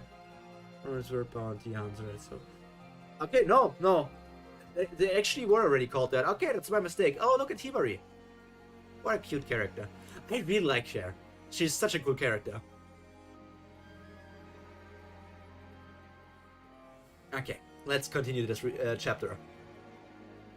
We'll be making our way into the New World. For all I can say, I wish you good luck, though I will warn you, there is a reason why a part of the Grand Line was named Paradise. You'll see once you get there. You're from the New World? Yes, and I have a big feeling we'll see each other there soon as well. I believe you have a little business here in Paradise anymore. You should be getting your ship coated by now, if I'm not wrong. Is that not the only way? No, in fact there are other ways across the Red Line. It's just the way to access them are pretty rare and hard for most others despite being the fastest way. You'll learn about the monsters that exist on the other side of that line, though I do believe you will be fine with that brain of yours. Right, now little lady, why don't you tell me where this way could be? He pointed a gun at me, which I had already expected he would. No matter how much of a doting father or an ally he would become in the future, he was a mafia boss and pirate at his core. He was not above killing or harming people for the smallest gain. Watch yourself, rookie. Perhaps it was my voice or a threat he faced, but after pointing the gun at me for a couple more seconds, he decided it wasn't worth the risk and put it back down. Wise choice. I wouldn't want to eliminate a supernova already. That's Kizaru's job. Suddenly his crew around him disappeared, and what I expected that they were sucked into him. He stood up, left his bill on the table, and slowly walked out of the place. It's amazing what family can do to a person. To someone like that, I already knew from manga, but he was obviously a tough, chaos-causing mafia boss type of guy. But the moment he married Shifu and became a father, his whole demeanor changed. It would be nice if I can be included in that loop, since once Shifu and Beiji marry, while they would be named traitor eventually, I would like to enjoy their joyful presence until that happens. I continued on with my joyful meal until I was full before I walked out. Sabaody Archipelago, in my opinion, it was one of the most important islands in the entirety of One Piece. With so many overlapping layers to conflict in that short amount of time in both before and after the time skip, though mainly before.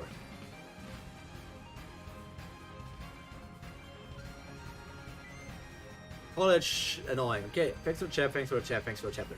So nothing important here.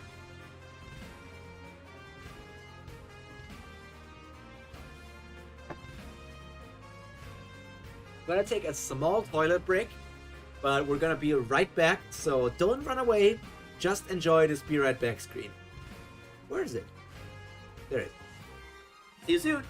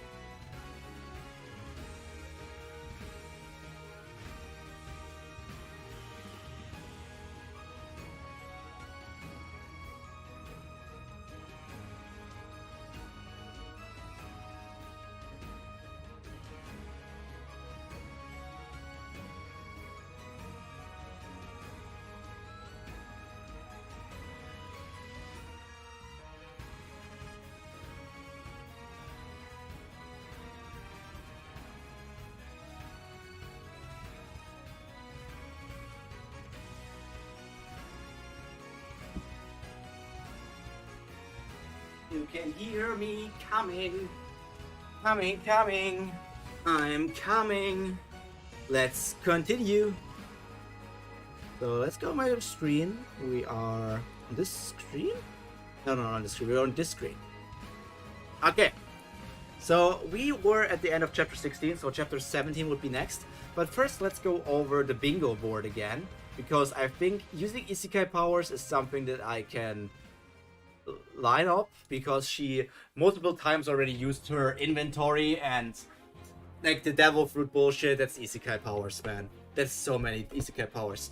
I can't call her fruit a god fruit, because the thing is, the author won't make Cyrus fruit a god fruit, because the whole god concept with the Nika fruit was only out last year, I think, and the chapters for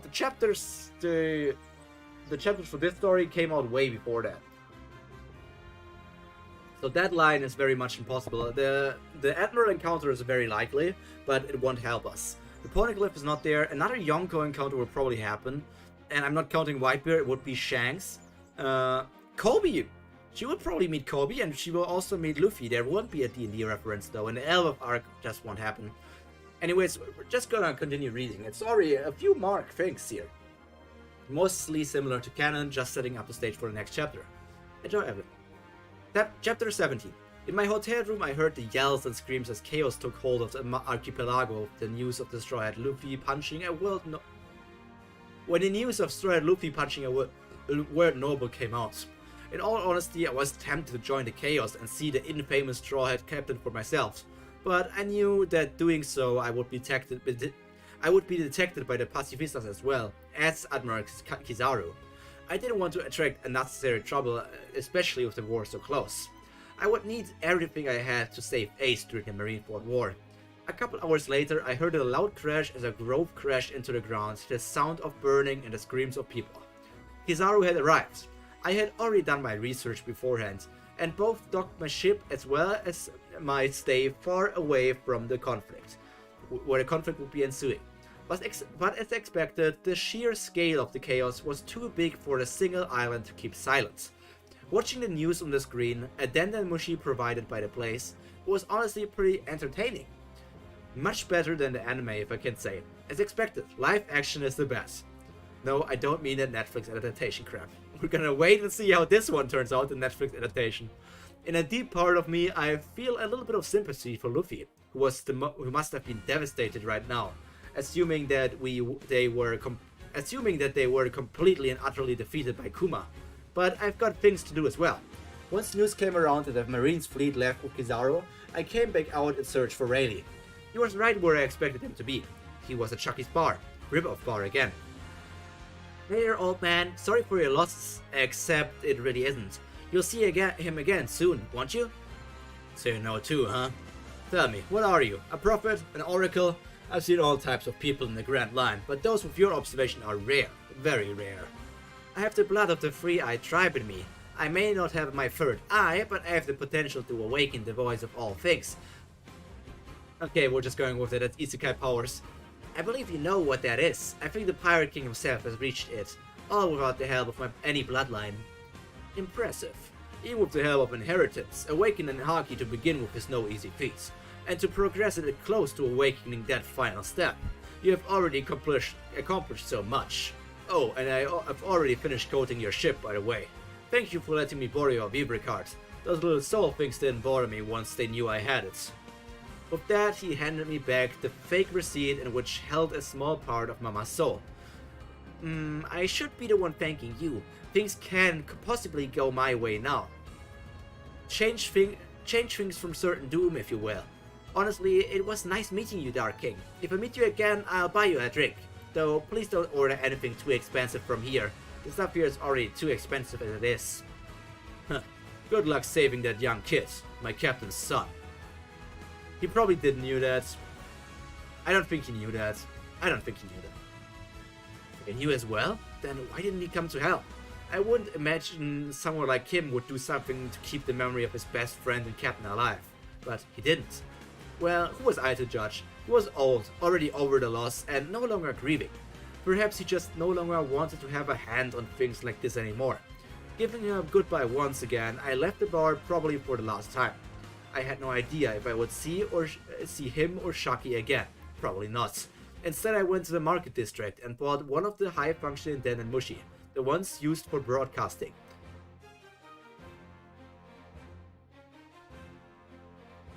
Keep it up, champ. Yeah, Chibi, I will keep it up. You're inting. How much longer? So you're streaming? Are you live, homie? Homie Domi?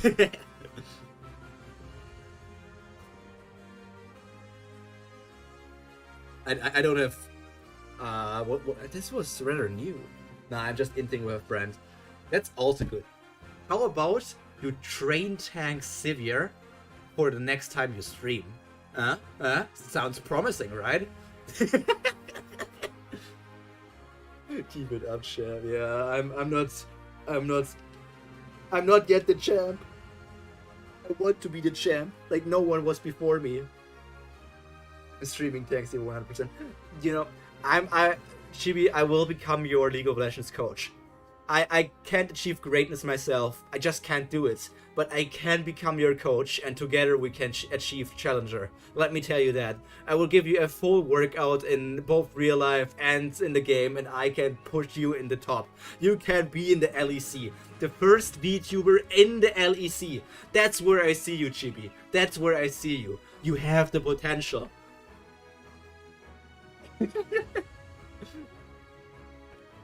Oh man. Alright, let's handle a co-stream sometime. I'm gonna text you on Discord. We can do that. Yeah, we can do that. We gotta play something anyways.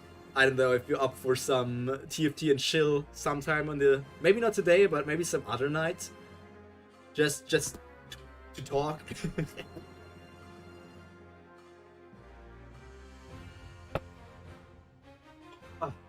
So how far was I? Okay, I was down here. Anyways, I will continue reading. Once again, I left the bar, blah blah blah blah blah blah. If Sengoku was going to try and hide something, I might as well plan one of those to cause as much of a distraction as possible.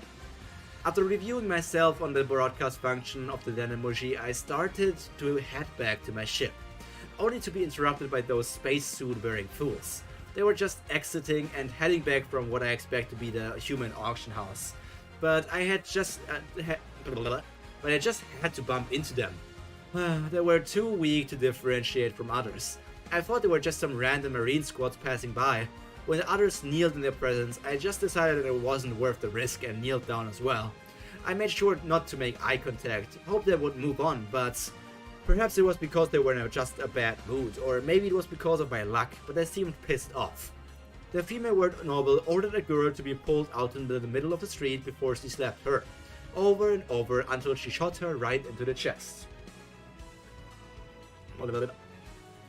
That's what you get for thinking you're prettier than me, you dirty commoner. Hey slave, get me my hand sanitizer. I can't believe I touched a filthy commoner. Yep, it was official.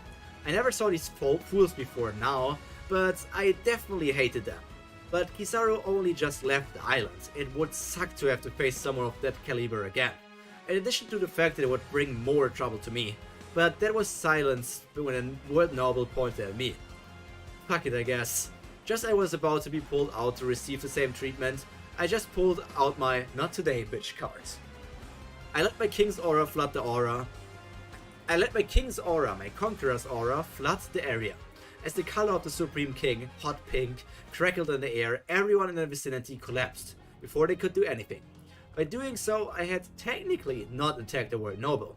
In addition, there were no Denden Mushi or anyone nearby, other than the ones who were already unconscious, to witness anything. After quickly fishing out the bullet and that embedded in the woman's chest, giving the quickest first aid I can, I dipped out and ran for my ship. If I ever meet her again in a less stressful situation, I swear I kill her. And I wouldn't feel bad about it at all. Those fools deserved that more than anyone. In a not so great mood, I ordered the ship to leave the port. As the ship began to submerge under the water, the bubble coating around the ship began to take effect, as we began to sink deeper and deeper into the ocean floor.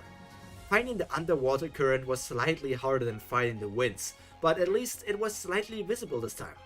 Also, all the navigation homies were trained for the route to Fishman Island, so we are trained for underwater sailing, not that I am heading to Fishman Island. Ignore the Gate of Justice, we are going there the long way. Enter the sides and into the bay area. Navigation. Estimations are around slightly over a day with your power, my lady. I need my energy and power for the war. Sailing underneath the murky depths with the remains of the Eden Sea Kings, we sailed towards possibly the currently most heavily guarded area in the entire world. All just to execute one man, a man who held the blood of the Pirate King himself. Without the help of the Gate of Justice, I barely made it in time. I arrived before anyone, but it was also before any of the Marines could check what was going on. I would need to stay underwater for over a full day, but to me that meant safety and time to prepare. I couldn't just recklessly jump out of the water and try and grab Ace. Though it would be tempting. The full force of the Marines and all the Admirals would be there. What difference could one minor superpower of the New World make? A lot in the later parts of the war, but not much if I needed to stand alone. Finally, so painfully long, the Marines assembled and Sengoku gave his famous speech. It was painful to have to hear Ace in so much emotional pain and turmoil, and yet could do nothing at all. Yet this was the Marineford War, the Paramount War, the war of the best. One wrong move and even she was dead. She might be strong, but against a soul hit from the true monster up there could cripple her. As the origins of Ace were declared, the gates of justice finally opened, showing the underside of the allied force of the Whitebeard pirates. While my ship was hiding in the corner right underneath the port, I saw the massive shadow of the Moby Dick and 4 more of Whitebeard's ships approach, inching closer and straight underneath all the defense that the Marines had planned for him. Sengoku was undoubtedly the superior mastermind, but Whitebeard was also a captain. A great one as well. He came here to save the sun, but he didn't intend to lose anyone either. At least he prayed he wouldn't have to. Things didn't progress as slowly as the anime portrayed it, but rather at a rapid pace like that of the manga. After nothing but a few words, firing shots at the anime, love it. But after nothing but a few words, I felt the ocean floor crack and shake as Whitebeard made his first move against the Marines. Perhaps it was just me, but he felt more powerful than what he felt 2 years ago. I guess that surgery did him some good after all. As the ocean above me froze solid, I expanded my range of observation to keep an eye of what was happening up there. I decided not to give it much thought as it was pure chaos. Allies were simply trying their best not to hit their friends, and the whole thing was just a mess. Only the extraordinarily strong were able to keep a cool head and face off properly against their opponents. I looked directly above me to where Whitebeard was and waited for the signal. Not that he knew I was here, but if things go as they were supposed to go, I decided that would be when I would make an entrance. Truthfully, I had multiple entrances. I had activated my Devil Fruit ahead of time and reached out to multiple places so that I wouldn't need to load when things need to happen immediately. I waited a little while longer when it finally happened. Above me, I felt things going worse. Sengoku's plan was coming to effect. Instantly, I jumped out and taking a little of the bubble with me as not to get wet. Within moments, I had broken out of the ice, used Sorrow to transfer the entirety of the Moby Dick in a blink from the back. Ching! With a Haki-imbued hand, I stopped the blade squirt had aimed for Whitebeard's back. You really fell for Sengoku's trap, didn't you? Did you really think that your pops would betray one of his sons? Is your trust in him that shallow? Both Whitebeard and Squirt seemed genuinely surprised by my appearance, but times being times, Whitebeard didn't show anything more than that. Squirt, on the other hand, panicked. It was expected behavior at first. He had failed to do what he intended to do and was found in the act. And second, someone strong just caught him. In normal situations, things wouldn't look too good for him. Shut up! I know everything. I talked to the Marines. I know that they have agreed to spare the lives of you, your crew, and even Ace. What is he talking about? His screaming has caught quite the attention. Thanks to the fact I was wearing my cloth mask, it seems as if nobody figured out who I was yet. We were tricked! I had no idea that Ace was Gold Roger's son. With almost desperate and tearful eyes, he turned to Whitebeard, as if physically pained him to do so. Behind him, Marco was there, holding Squirt's hand behind his back, ready to subdue him if he tries anything stupid again. When you found me, I was all alone. You know the reason, don't you? It was because all of my friends, all my comrades were for so many years were slaughtered by Roger. You know how much I had Roger. That's not what Squirt said, right? I don't think that's what Squirt said. Not entirely sure, but I don't think it's canon. Whitebeard looked back at his son with a look I have never seen. Mama gave to one of us. One of which that reminded me of a father who looked at he himself. As if he himself failed his son. Regret, pity, but also painful love. Despite this, Squirt refused to look at Whitebeard in the eye. He continued to rant while the sea burned around them. So you should have said something. You should have told me that Ace was Roger's son and that you were guiding him to be the next pirate king. Squirt dropped on the ground and started to bawl like a baby, crying in anguish about his story, his pain, and his frustrations. All while the Den and Moshi hidden in my cloak was recording. At least the audio. That was already a betrayal. What a fool I was treating Ace like a friend, and then when your precious little Ace got captured, you sold us out for Ace's life. Your crew and Ace will be spared? You made a deal with Sengoku. It's true, isn't it? And we had no idea. He continued to vent his anger. We have been fighting for you, Ace. Look, who are the Marines targeting? That's right, us. We are trapped by ice. There is nowhere to run. So no matter what you say, little miss, I won't be deceived. I'm ready. Just kill me already. Marco tackled Squard to the ground, raging with anger and what he just said. You fool. You were tricked. Why didn't you trust Pops? As Marco was almost strangling the poor guy, Whitebeard spoke up, his loud voice rising clear as day throughout the entire battlefield, audibly to every ear on the island. It's true. Ace is Roger's son. They manipulated you. Knowing how that information would affect you, they are one step ahead of us. Aokiji! Suddenly, the temperature of the world dropped, freezing multiple soldiers, all the remaining Denon Mushis, except for mine, which was still safely tucked inside my hoodie. You foolish son.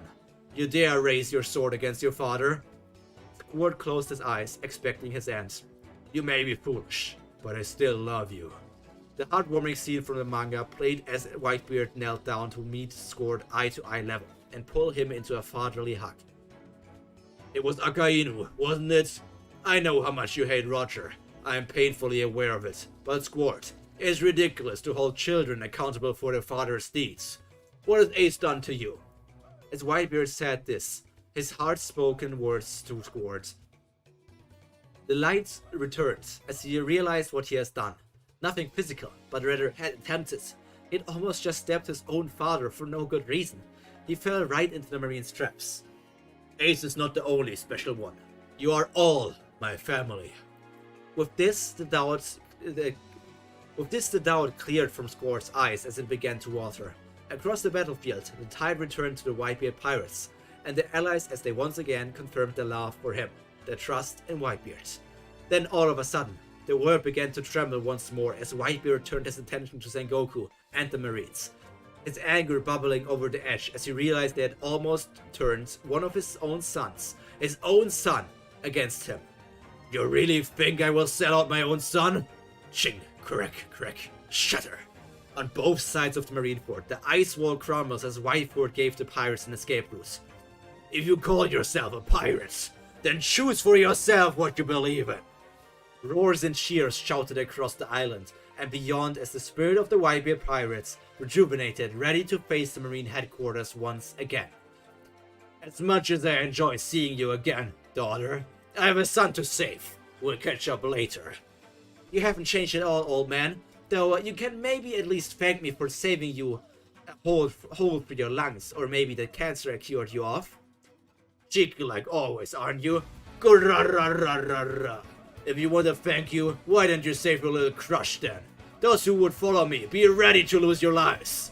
Just like that, the war continued to rage on. Is she all grown up like a 14? Yeah, she's 14. From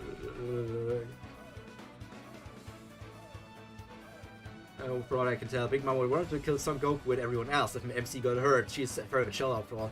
Thanks for the chapter. Can I keep up the good work? Where's Luffy at this point? Not there yet. He's on his way from Impel Down.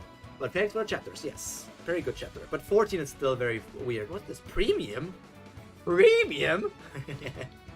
This was chapter 17. Chapter 18 comes now. Bitch, please. I'm a Charlotte. But first, bingo, baby.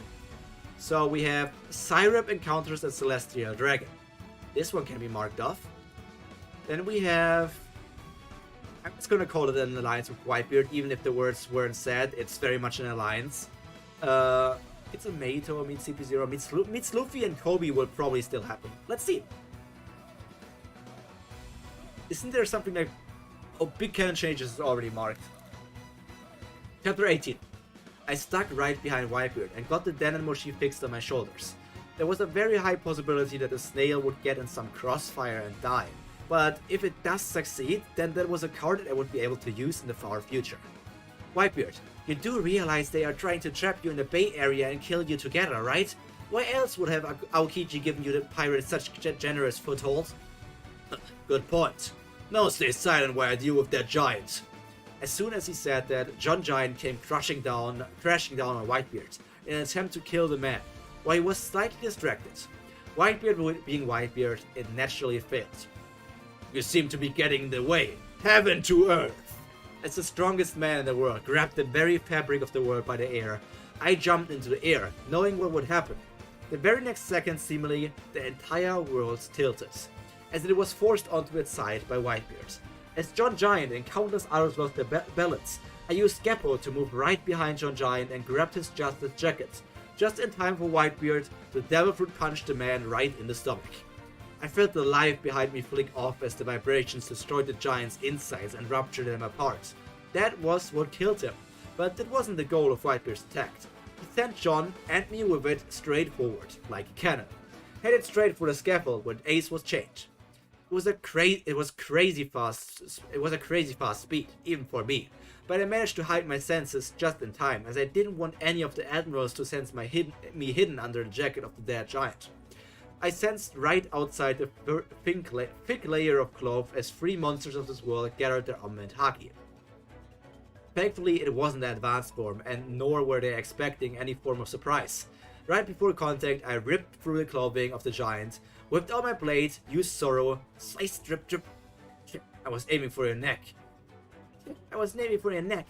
On the ground was the still twitching, severed right arm of Sakazuki. Yes, just slice off an arm of Sakazuki. My skillful stroke of advanced armor and haki-clad cleaver had done its job on an unsuspecting admiral. I thought I'd be able to kill you, but I guess admirals are admirals. You've got a good reflex. Sakazuki was grimacing in pain as he realized he no longer had a limb that connected to his right shoulder. But somehow, instead of dropping down and screaming like I would expect anyone to do, he looked absolutely disgusted and angered. Hate. Yes, but probably the pure shock of what had happened must be what kept him from screaming out. Loud. I didn't lose this opportunity though. Sakazuki was a hard man to break down. His hateful pirates was as far as it went, so there was no loss in destroying his pride and honor at this point of the game. Before he can recover or the other admirals to step out of the dumbfounded expression, I took out a sharpened pole and shoved it right up his severed shoulder. It didn't go in properly since he tried to twist it out of the way. Skewer! The devil fruit activated. This action registered and the pole went straight up and anchored itself into Sakazuki's bleeding stump. The pain that shocked through his body slowed him down quite a bit, which was what allowed me to do it. Possibly the greatest humiliation the guy has ever had to face. Connected to his severe arms was a pole flying the Jolly Roger of Big Mom. This is so gruesome. This is not One Piece. I threw up my hood and pulled down my mask for the world to see. Many did not recognize me, but the few that did, I assume from the New World, were shocked as they saw who I was. Charlotte Cyrip, executive of the Big Mom Pirates at your service. A deal has been forged. Big Mom Pirate will arrive to help at the cost of Fishman Island. Of course, that was an utter and blatant lie. Mama only agreed to let Whitebeard pass for free on the boy back, but it might as well be. I knew Brother Katakuri and Sis Movie would never let me fight alone. If my calculations were correct, they would be arriving here before Shanks did, and that would be all the world needs to see to fully comprehend the situation. All across Marineford, gasps were made and sounds as the flag of Big Mom flew high and proud, and dripping blood as a result of Akainu trying to pull it out. The Flamingo. 2 emperors? Now this is getting interesting. The Marines fell into panic, as what I had said sunk in. They had to muster the full force against 1 emperor. Now a second one, or her forces at least, were arriving to help. By no means did they stand a chance. Shit, this isn't good. Akainu was supposed to rain magma down on them, but that little bitch had to... That's not how Sengoku would talk. He looked at Garp, who looked back nodding. Garp, it looked like this war wouldn't allow us to sit still. Contrary to the Marines, the pirates cheered at my declaration. Of course, Whitebeard, as glad as he was to hear the news, looked very confused. Obviously, he didn't remember making a deal, but he wouldn't take that back now. Oftentimes, agreements were reached after the treaties were signed. Yozu, it's time for the trump card. Right. Men, prepare to charge the plaza. This time has finally come. We're going to rescue Ace. Destroy the Marines. Shit. Proceed. Proceed now with the execution. As if I let you. I would have made it in time. I knew I would have. My teleportation was activated when just before the blades connected with Ace's necks. Crocodile sand blew away the executioners. In other words, I was right behind Ace with no distractions. Crocodile? Crocodile's only there if Luffy is there, so Luffy would have already been there. Sorry, what? No time! Just as I activated my teleportation again, a massive shockwave disrupted my ability and caused both of us to tumble down the scaffolds. Now no longer holding up at all. No longer holding up at all. I had managed to hold onto Ace. Behind me, a massive golden Buddha loomed, angry as fuck.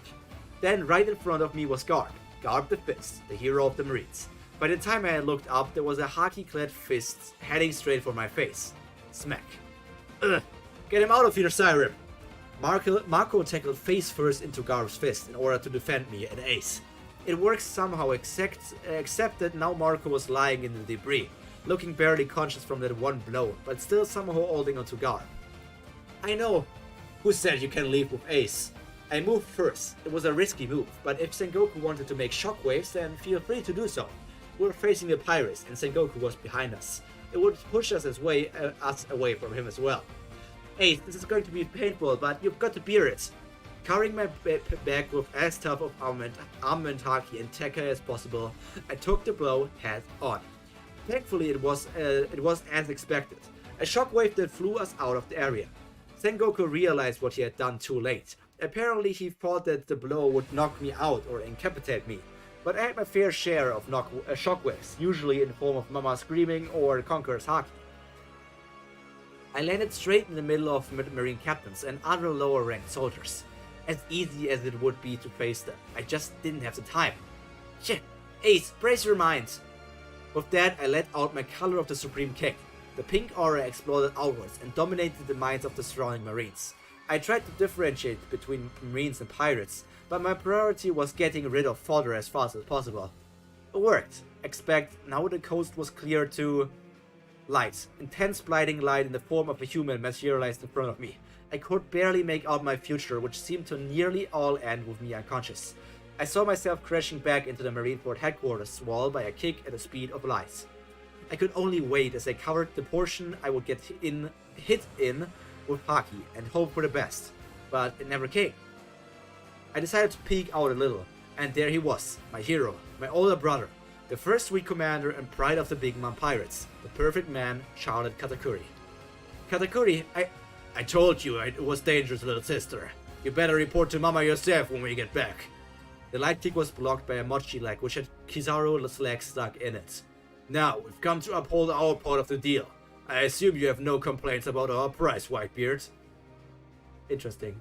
I guess that means Lillian will get her fisherman suit a tiny bit sooner, I guess. But does our MC see the future like his brother? Her brother? If so, why didn't she see most of this coming? I like to think that Katakuri sees a future that is more likely, but closer, while Syrup sees multiple scenarios that change with her split-second decisions, but also further into the future. Both have their advantages and disadvantages. Very true.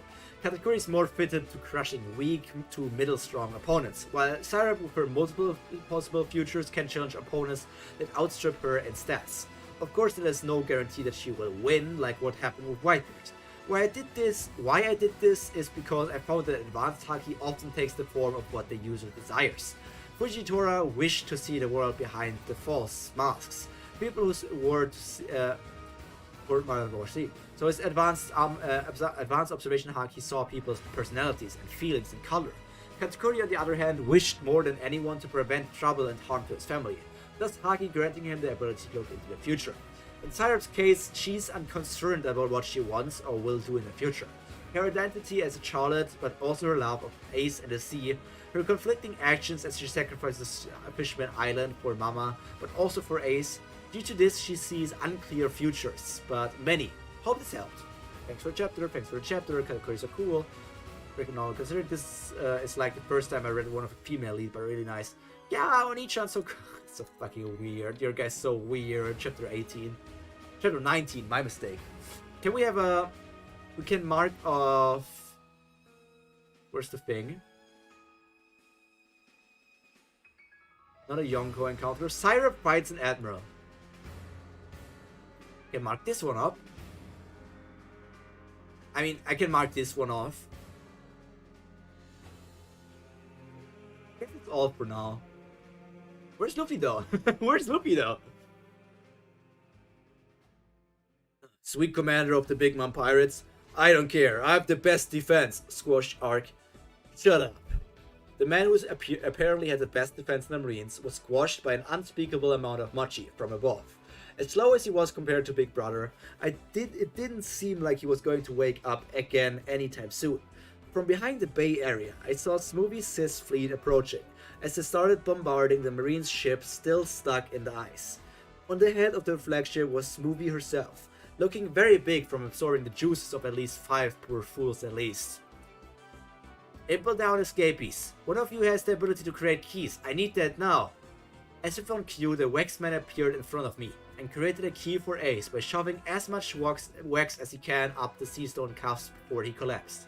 I simply grabbed his arm, which was still connected to the cuffs, and twisted it. Ow! I might have just felt a little sorry, but the job was done as the shackles finally came off. Ace was free. Geez, Syrup, you've always been this way, and always overdoing it. As he finished speaking, an inferno exploded from his towards the Marines, as finally he was freed from his chains. Fire Fist is saved! What we came to do is done. Retreat! Everyone retreat! Damn, everything was ruined by that damn girl. How scary the young ones are. With no Akainu, we would be able to escape without Ace getting triggered, and putting all our works to waste. Whitebeard himself was slowly moving back, protected by his commanders. It looks like the admirals or Marines haven't been able to get a good hit in. The surgery as well as not getting stabbed in the back by Score did the work. Of course, there was still just one extra part of the story which remained. I desperately hoped Ace wouldn't take it, but as I expected, the war isn't always going on my way. Look at how this all turned out. You scum, how did you make it up here? This really is the best. Things are really getting awesome now. Son of a bitch. Hold up, Boomer. Teach used to be your son as well. You're not referring to yourself as a bitch, right? Not a good choice of insult by Whitebeards. Stupid Boomer. I'm glad I made it back in time. Though you look better than I expected. I'll make sure you are dead by the time I'm through with you. Siege! A truly fearsome quake blows from Whitebeard exploded the area where the Blackbeard pirates were standing. His whole demeanor was filled with rage. Rage which can only be filled when he loses his sons. He's not holding back at all. You are the only scum I would never call my son. You broke the one and only ironclad rule of my ship. You killed your Nakama. Whitebeard charged directly at Blackbeard when he was right in front of him. Whitebeard's signature white orb appeared around his hands, but I already knew what was going to happen. Brother Katakuri, Sis Movie, cover me, please! Soru. I near instantly appeared behind Blackbeard as 2 of his Titanic commanders were knocked out via a juice beam and a jelly beam. I should have killed you then, but now it's fine as well. Just as Whitebeard's fist made contact with Blackbeard's ability, I knocked him down from behind. Right in time, Whitebeard's Bizento cut into Blackbeard's shoulder. I immediately followed up by sinking my blade into his back, severing his spine. Behind me I heard screams and yelps as Sis Movie and Big Brother Katakuri were wiping the floor with the remains of the Blackbeard pirates. As strong as they are, many of them have been imprisoned in Impel Down for a long time, and thus weakened.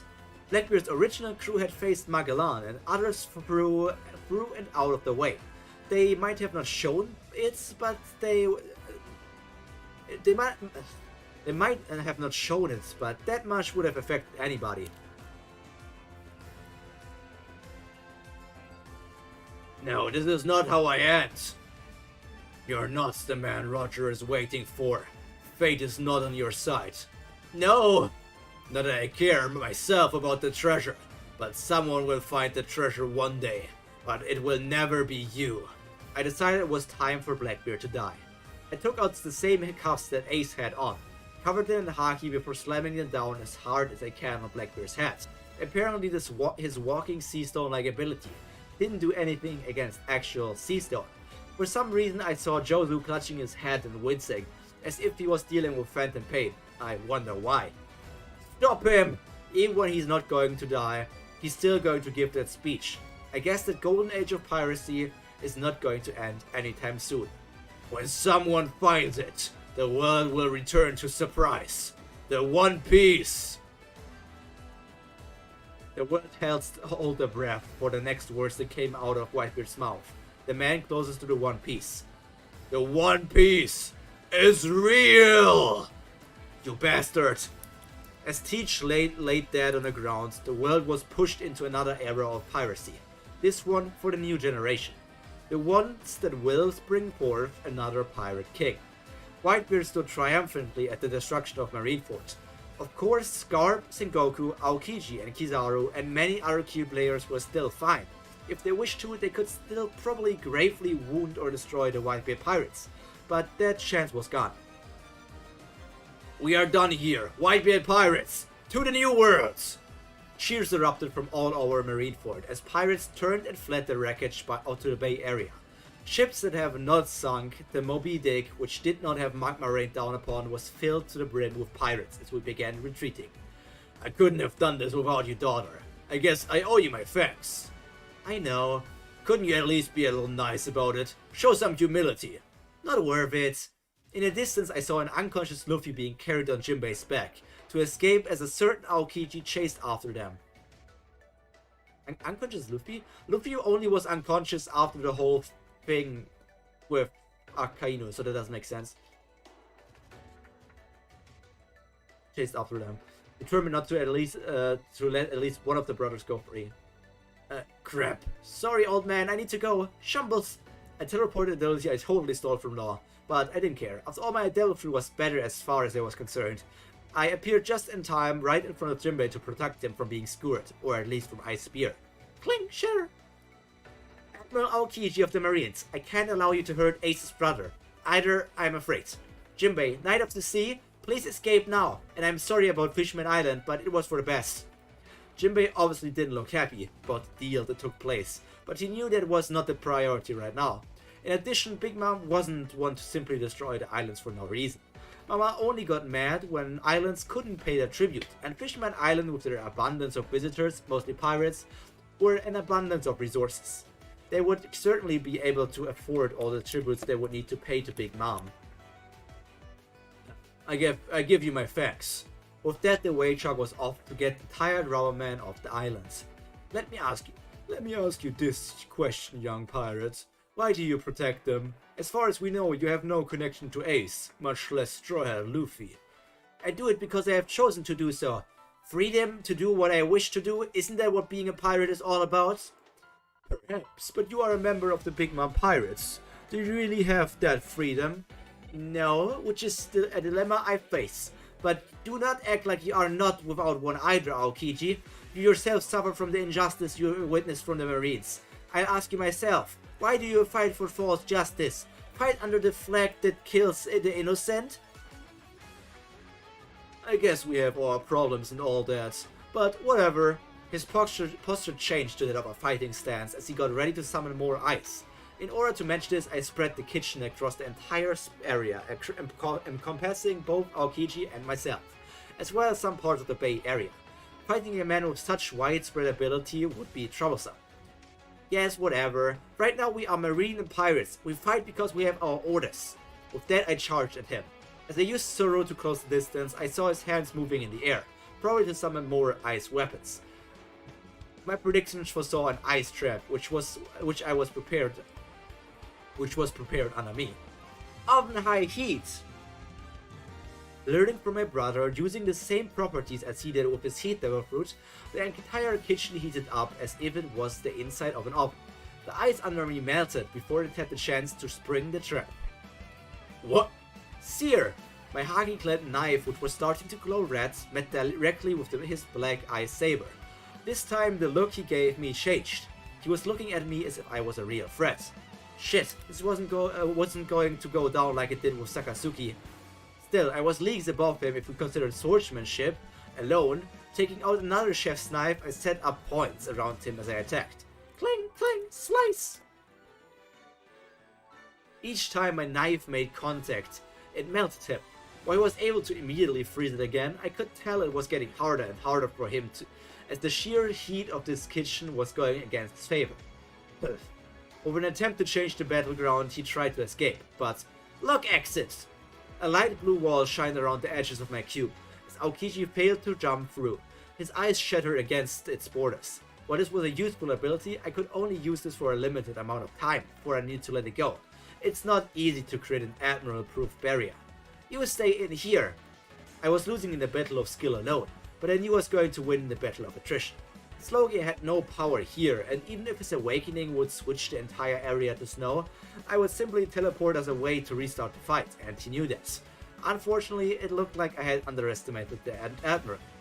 Interesting. But you should have expected me to have some abilities against heat. After all that arguing with Sakazuki, there is nothing.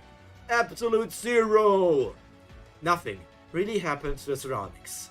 Except Aokiji changed completely. He was completely frozen solid, completely unaffected by the burning temperatures around him. Suddenly, ice trapped my feet as I tried to jump away. One look and Aokiji, his arms so many meters away, was mimicking the ice beneath me. Looks like a form of his awakening can manipulate the ice of his surroundings as well. Crap. Defrost! As the ice around me shattered and my legs were once again free, I tried to analyze how to approach this monster of a man. He wasn't looking down on me. After all, he had already seen Sakazuki lose his arm. But then, how was I supposed to face an admiral this early in the game? I was confident I would be able to match him in 2, maybe just 1 year, but that time wasn't now. You for sure, like, you could keep up with Whitebeard when you were 12, and you had 2 years of training. This is just bad writing. Why are you frowning, Syrup? I told you to call for me when you need it, didn't I? You're going to be frozen mochi if you face him, like he's not a threat.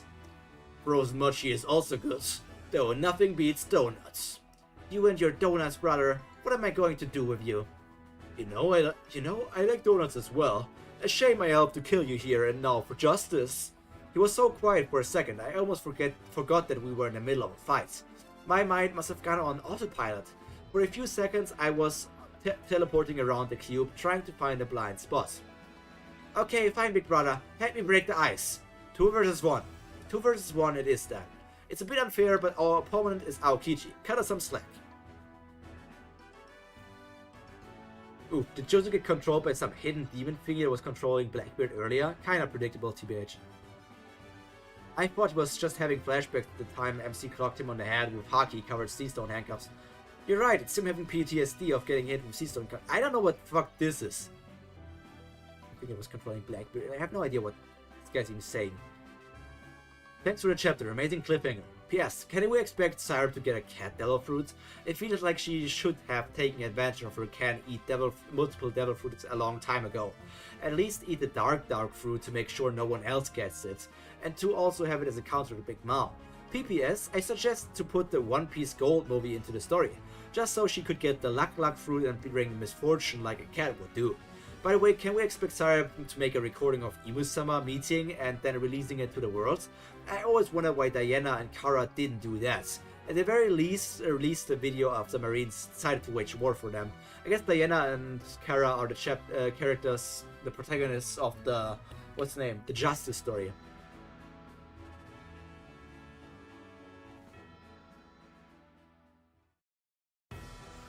This guy is still on it. She said that they met each other more often over the 2 years, but it still doesn't make a sense that they're so close. I don't know, it's not to my liking. Next chapter. First of all, Syrup meets Luffy.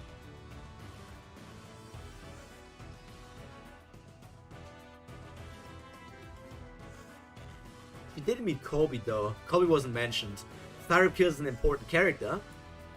He kills Blackbeard. So let's see how this one turns out.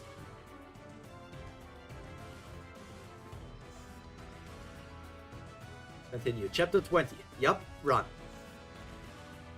Technically, this would be the last chapter, or technically we would already stop right now because we read chapter 1 to 9 or chapter 1 to 10. I feel like we're closing to the end, and stream is going on until 10 p.m. for my time, which is like around 1 more hour, but we won't stop at just this chapter. We might make it to chapter 22 or 23 or something. It took both brothers and I to face off against. It took both brother and I to face off against Aokiji, who was fighting seriously to a standstill. Seriously fighting against an admiral is not a joke. Ice Storm! As I felt ice creeping up the borders of my room, I dispelled it as soon as it began. I didn't want to know what would happen if we were trapped in a dome. Whatever it would be, I was sure it would be bad for us. Hey Admiral, let us go, please. It was ironic, since I was saying that right after I blasted off to separate his head from his neck. Clack! My, it looks like my time of dealing with Paradise Pirates have really dulled my reflexes. Well, not enough, obviously. His ice saber was on a different level than what was shown in anime. Whatever the ice sword was made out of, it was on equal level with my sea stone knife. As in that they both didn't break.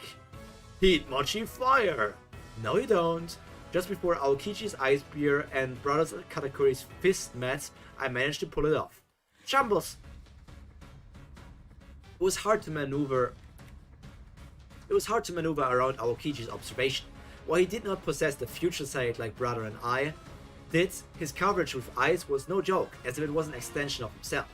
I needed to melt the ice around me to even have a chance at creating a blind spot, and multiple times he expected me to do so. But this time it worked. After minutes of continuously melting down whatever he made, I had teleported Brother Katakuri behind Aokiji, right into a place he did not have any defense set up. Zizzle. Aokichi's face twisted in pain as the glowing red mochi began to melt its way through his back. But I wasn't done either. I couldn't let an opportunity like this pass.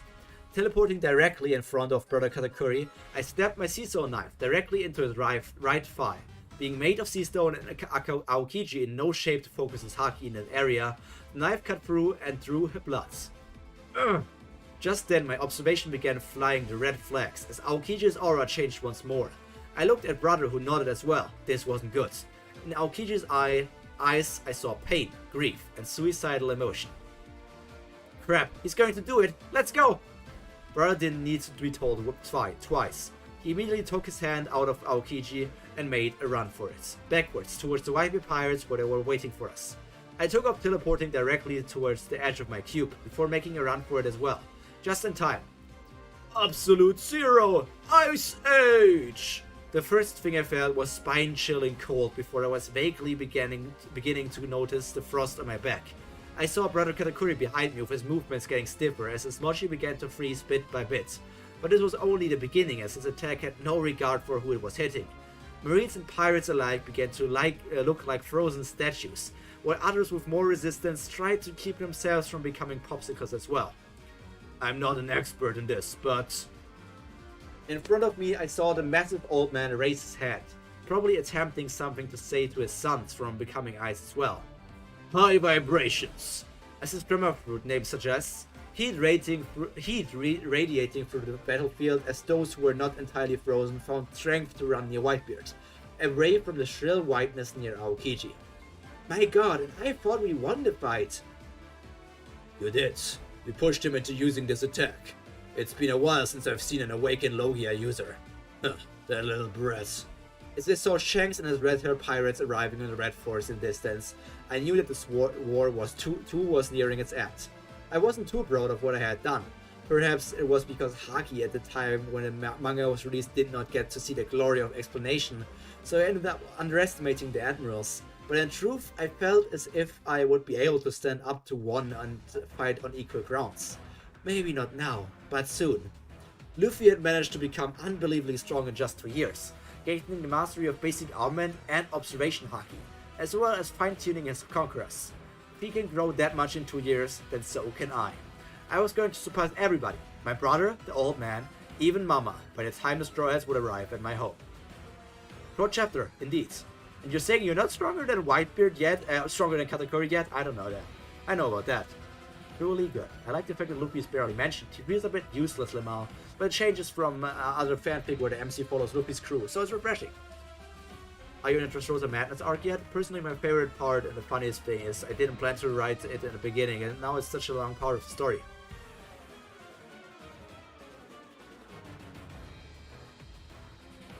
I'm gonna read this quietly for a second. You gotta read it for yourself as well.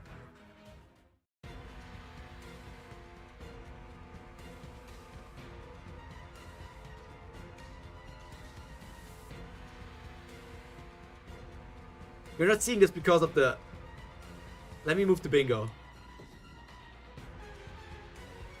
Literally, Eden, who was in the stream from Tower of God, and maybe is lurking here as well, commented on this chapter to say hi to me. Oh, that's funny, man. That's funny.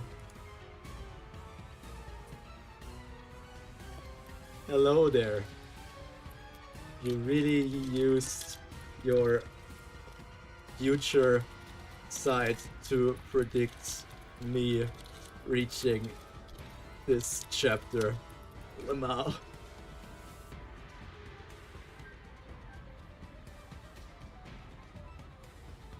Okay, let me read this now. I saw a few people complaining about the OP-ness, but you shouldn't listen to them, or at least not for a One Piece fanfiction. One Piece is a world where there is no such difference of power between the characters depending on where you are, which is good for OP-MC. The difference between a normal citizen to a slightly trained trainer to a slightly trained soldier to a random pirate, a strong pirate, a warlord, a vice admiral, a supernova, an admiral, and a yonko. What I mean is that even if you make the MC able to kick everyone's ass, there are still some characters stronger than the MC. But we don't feel like that the MC is weak at all, because those very powerful characters rarely fight. That's why I think One Piece is one of the best choice for a good OP fanfiction. I love so much how your MCs in your 3 novels that I have read mess the world up, but everything still stays natural. The character reactions are good and exactly represents their personalities given by Oda. So I could predict many things. I could predict that Whitebeard would somehow let the MC go because I knew his personality. I can also predict the result of most fights because the power balance that you made is perfect. Many fanfictions make the characters OP, sometimes in a week, some other times, which makes no sense. But you did that well. No, they didn't. I would probably do a review when I'm done to sum up all the good points in the novel, but I found many. It has been a long time since I wasn't bored while reading the chapter. You are very nice, Doc Pharaoh, but I kind of don't feel the same. You know, I just feel like the power balance was weird. How can she fight against Whitebeard? She still lost against Whitebeard, but she was fighting against all of Whitebeard's commanders, and then Whitebeard, and then lost as a 12-year-old. And then 2 years later, she still is not stronger than Katakuri. It just feels a bit weird to me. And hello, Eden. Hello, do with your crocodile emote. It's a self-insert character. It's not a self-insert, because they have written multiple stories already. It's also that the... Let me see. I don't think that the author has... The author hasn't really stated what gender they are. But just assuming that there are no female people on the internet, a male person self-inserting as a female character is unheard of. But it's not a self-insert. That much is for sure. Because this is not their first story. And if there would be a self-insert, it would be... It's the me because it's written in first person. You know how you can write in third person or in first person? This is just being written that me is the character, the main character talking. It's not the author. Other times they switched perspective to characters like Ace, Marco, or Pudding. And when those characters were the focus of the story, it also said me when somebody like Marco was talking. It's just because it's in the first person. Is there something else I can mark on the bingo? She didn't meet Law. There is another Yonko encounter because she did say she met or she saw Shanks. But there's nothing else there yet. I mean, you can chuck those balls. Yeah, chuck those balls at him. I mean, it's not the best fanfic, but it's still a decent one. And there she mentions law shows, so I'm counting this as med law. You're one away from bingo. Yes. But the Get God Devil Fruit will... I'm 2 away from the bingo now. The D&D reference, which is not very likely, I assume. And the God Devil Fruit is pretty much not going to happen, because the whole God Devil Fruit thing from Luffy was only a thing since like a year ago, and they haven't released chapters in that time frame, I think. I don't know, I think has it been already a year since we learned about the God Devil Fruit? So maybe in the last few chapters here, we see something for a God Devil Fruit, but this is like 10 months ago as well. And it's their first work. How many chapters does this one have?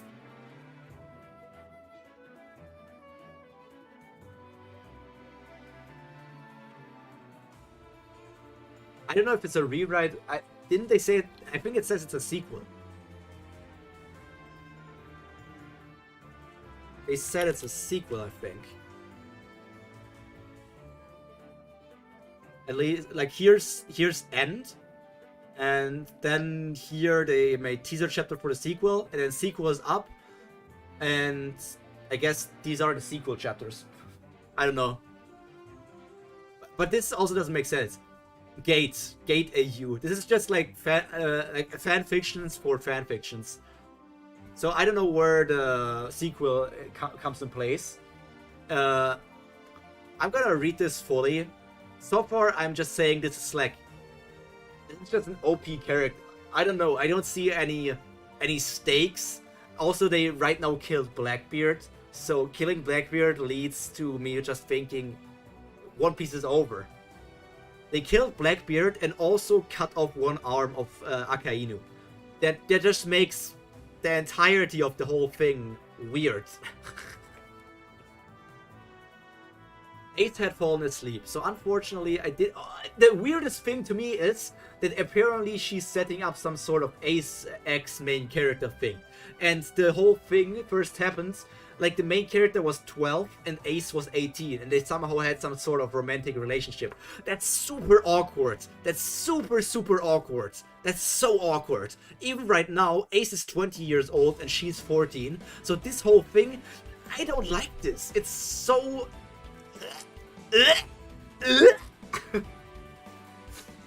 No, it's not. It's not a self-insert. I'm pretty sure it's not a self-insert. So I didn't get to say goodbye to him or anything, especially with Marco having to stick by his side and nurse him back to health. I just gave him a hug and hoped that in his dreams he would feel the warmth I tried to convey. I was genuinely glad that he made it through my efforts completely, really. Luffy apparently had faced the consequences of using the hormones like that and collapsed right before Jinbei carried the guy out. He made it out the usual way with the Trafalgar Law Group and his submarine, with not as much interruption from Kizaru this time as he was busy facing the main force of the Whitebeard pirates. I just feel like there's no story in there. It's very much just go through everything in there. If I had to rate it anything out of 10, at the moment I would give it a 4.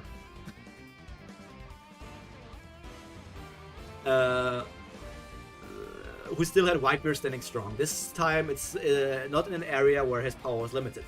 It was pretty much concluded by the time Shanks had gotten there, but they forced the third emperor along with Shanks himself. The forces of the third emperor along with Shanks himself was enough to convince the Marines to throw down their weapons and end the war. With the Denton Mushi on my shoulder, having recorded everything, I was planning on purposefully leaking this to a journalist or reporter to lower the morale and justice spirit of the Marines. While the Age of Pirates flourished as the world draft that was expected to happen would certainly be a problem with Fujitora and that other unknown admiral. After having faced an admiral head-on, I was not excited to face another one. The old man, Whitebeard, was surprisingly lenient with handing over the protection and rights of the Fishman Island to the big non-pirates. Of course, the treaty between us, Whitewater pirates signed treaties, stated that the Big Mom pirates would not take away the independence nor attack the fishmen without reason, or else the Whitebeard pirates will retaliate, blah blah blah. Mama would not be so dumb with her new candy factory. She had no reason to burn such a profitable and sweet producing island into the ocean. Instead, she would probably just monster it very carefully. I guess that says monitor it very carefully so that all shipments arrive on time. Whitebeard, knowing this about Mama, was okay with the fact. Jinbei probably wouldn't be too happy about it, but knowing the whale shark, he would understand the reasoning and that it was the price for saving Ace. In addition, with the renewal of the golden age of piracy, more people would find their way down to Fishman Island and contribute to the economy. So in the end, it was going to be alright. Once again, I refused his offer to be his daughter. I was very tempted like I was before, but now was not the time. I failed to fight on equal grounds with an admiral.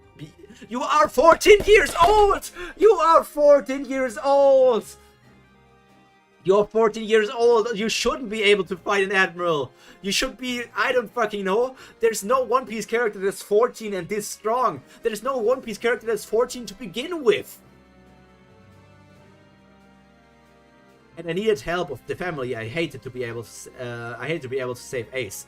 In other words, I needed to stay at the Whole Cake Island for a bit longer to grow in power, train, and in all honesty, I was interested in the Whole Cake Island arc as well. Yes, the Whole Cake Island arc is probably going to be the next big thing or last big thing. Eating boogers, yeah. You cannot, for me it's a 0. You cannot rewrite a I mean, they are not rewriting a masterpiece. They are putting a character in there. Say what I'm gonna do in the future, but I'm just not gonna influence the main story anyways. Wait, why did Whitebeard yell the One Piece is real if he wasn't gonna die?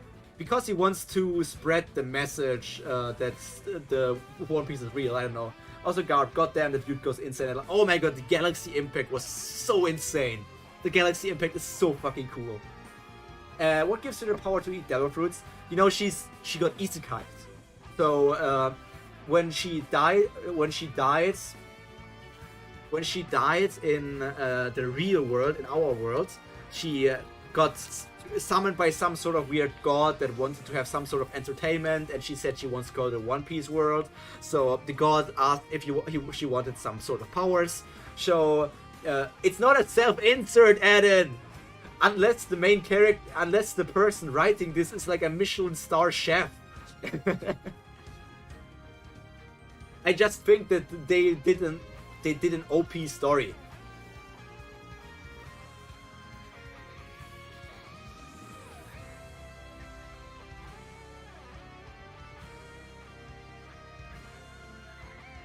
Over here.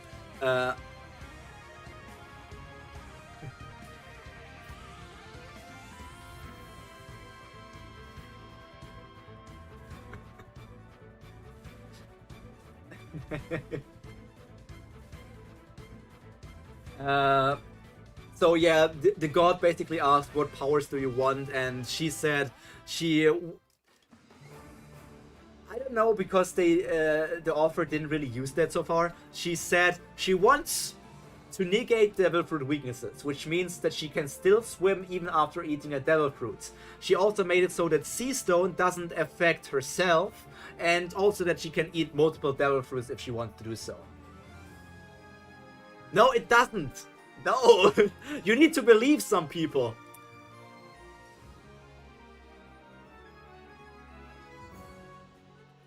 I wanted to watch it unfold out in front of my eyes. I see that Mama I hate so much, feel the pain and loss at her reputation, is tainted by a mere rookie pirate. Perhaps, just maybe, I could have changed enough to gather the courage to help the rubber boy. Later, I met up with my family, or most of my family, in Fishman Island. I cringed inwardly as Mama stated she was proud of my plan and work in getting her the one and only passageway into the new world for pirates. Truthfully, it would be hard to keep an eye on this island at all times, and it was quite a distance from Whole Cake Island, but a flag of the Big Mom pirates would scare away most pirates from doing anything stupid.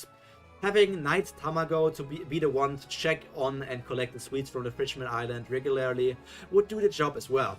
Later on, as was in the manga, I found out that the Sun Pirates led by Jinbei had allied themselves, or rather become a sub-pirate crew to the Big Mom Pirates. For one, this was because they wanted to protect their island from harm, since they were essentially family of Mama, like to call them, and Mama did not attack her family. Second, this way they would know what was going on inside the Big Mom Pirates crew, essentially having a radar for trouble should Mama ever go on a rampage and order the destruction of Fishman Island or something, though very unlikely. After listening to Mama's drone on and on about her candy and sweets, she rather unceremoniously told me that I was going to become a 5th commander, or rather the 5th sweet commander, as a sign of my power, my bounty, and now that I was old enough in her opinion. Your bounty should be over 1 billion now. I'ma go you enjoy the cringe as self-insert. It's not a self-insert, but if you can't handle it, it's fine with me. We're gonna read other stuff in the future and hope those are better. Probably not going to be One Piece related. I guess Tower of God is already good enough to read, so maybe once we're over with this, we're just gonna charge with 2 Tower of God streams a week.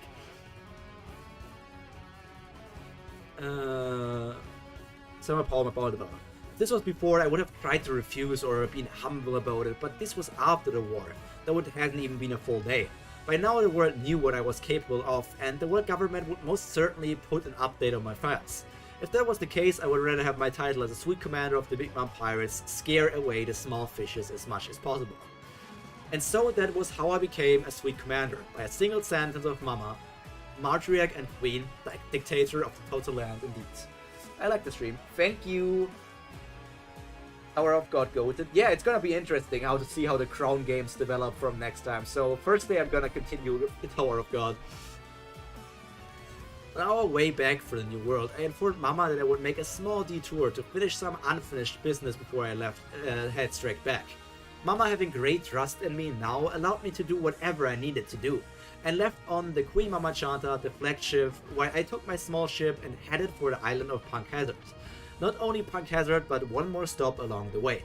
Deep down, I was worried I might not find the person I was looking for. After all, it wasn't after Akainu and Aokiji had fought. If they will fight at all this time, with the major injuries both of them had sustained from the war. In addition to the fact if Caesar was there at all during this time, but thankfully my observation picked up what I needed to know. Punk Hazard was a spring island, so of course there shouldn't be snow. And where was the damn ship?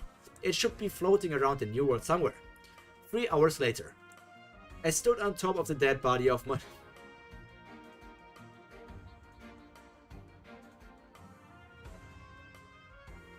So this is the moment she eats a second Logia fruit. She kills Monet and eats the Yuki Yuki no Mi. Killing Monet changes the Punk Hazard arc completely, so let's see how this develops, man. But in reality, it wasn't the strongest fruit, it was an ability I most desperately needed most right now. A Logia was the ability to change my form and summon an element. While Caesar's Gas fruit was definitely powerful as well, it wouldn't do much against veterans who would know how to hold their breaths or haki cover the insides. Sorry Monet, no personal feelings, but to be honest, saving your life against getting your fruit, it was a good trade. Snow on the other hand was so much more versatile than pretty much almost any fruit. Being a Logia only added to the bonus, despite the fact that it was a direct sub-fruit to the Hie Hie no Mi. At least snow had more uses and was actually intangible, unlike ice. In addition to that, this way I would have some... Oh my god. Blush? This way I would have some sort of similarities, or rather be on the opposite side of Ace. Snow and fire, a weaker ability to ice and magma, but something about that just made me feel warm. And it's so cringe. Killing Monet. Cringe.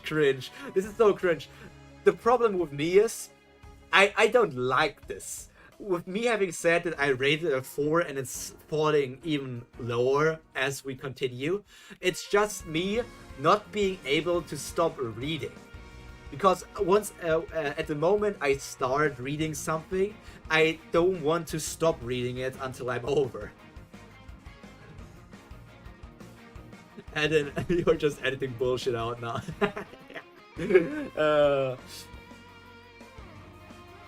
Let me close Discord so that I don't get annoyed by it. Okay. Once I consume the fruit, I would let it know that I have no intention of becoming a harpy.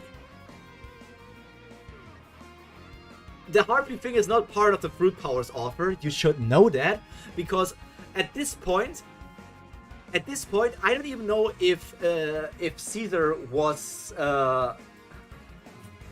if Caesar was on this island, because I don't know if Caesar was on the island when Aokiji and Akainu fought against each other, because he would have gotten hurt as well. And Monet was only a chimera or a harpy after Law arrived on the island, because the whole chimera bullshit only worked after Law arrived. So in this case, she wouldn't be a chimera. She would either just be in a wheelchair, or she would walk around with her normal human feet. I don't remember why I think her feet just didn't work. I feel like she had like some sort of disability, but I'm not sure. Yeah, you're into bestiality, I know that. So throughout my search for the ship, I consumed my second fruit and thought I was going to die. I was in so much pain that I thought the gods, which is question mark, had made a mistake increasing my body, but thankfully the pain subsided just in time for me to feel the differences. Not much in outward appearance, but I knew I was snow. I looked down to see my own feet and legs. Yep, definitely not a harpy. I still wanted the wings though, and just like that I felt something change. I felt a tug on my mid-back as snow gathered to form a pair of angel wings twice my size. I mean, yes, you can work that. You can make snow wings. I tried moving around and found it a little confusing. It's not easy to use a new pair of limbs immediately. After a bit I was able to use it like another pair of arms, without hands and the basic of flapping it around. I'd have to try fly it later. I didn't want to risk it right here.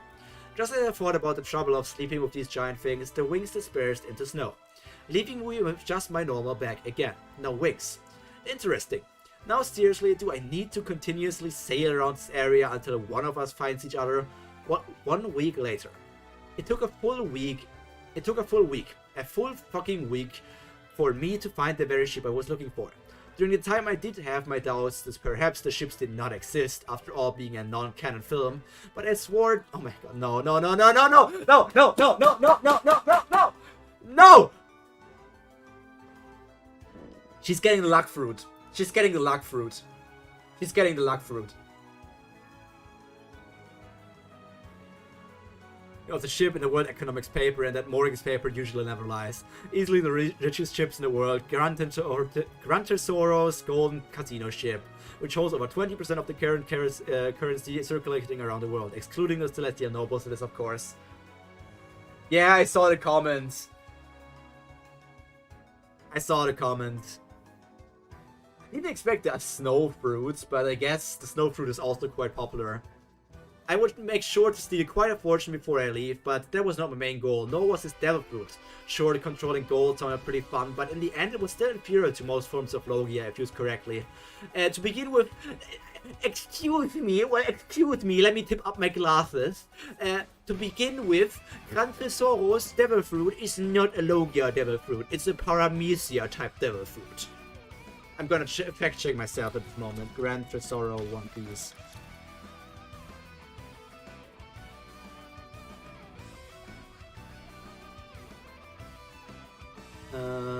That's the ship, I don't want that. Gran Tesoro, Devil Fruits, Goru no Mi.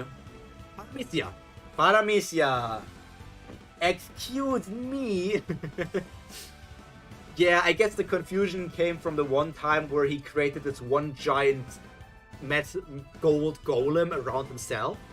But that's just him putting golem around himself and making like a mecha out of it. It's not like Logia type things, where he just increased his own size with gold. I would make sure to steal quite a fortune, blah blah blah blah blah. I was after Baccarat's luck fruits. The role in which fate plays in this world is simply too ridiculous. It truly was. Roger should have never been the Pirate King. Having been defeated multiple times by many of his opponents should not have been feat.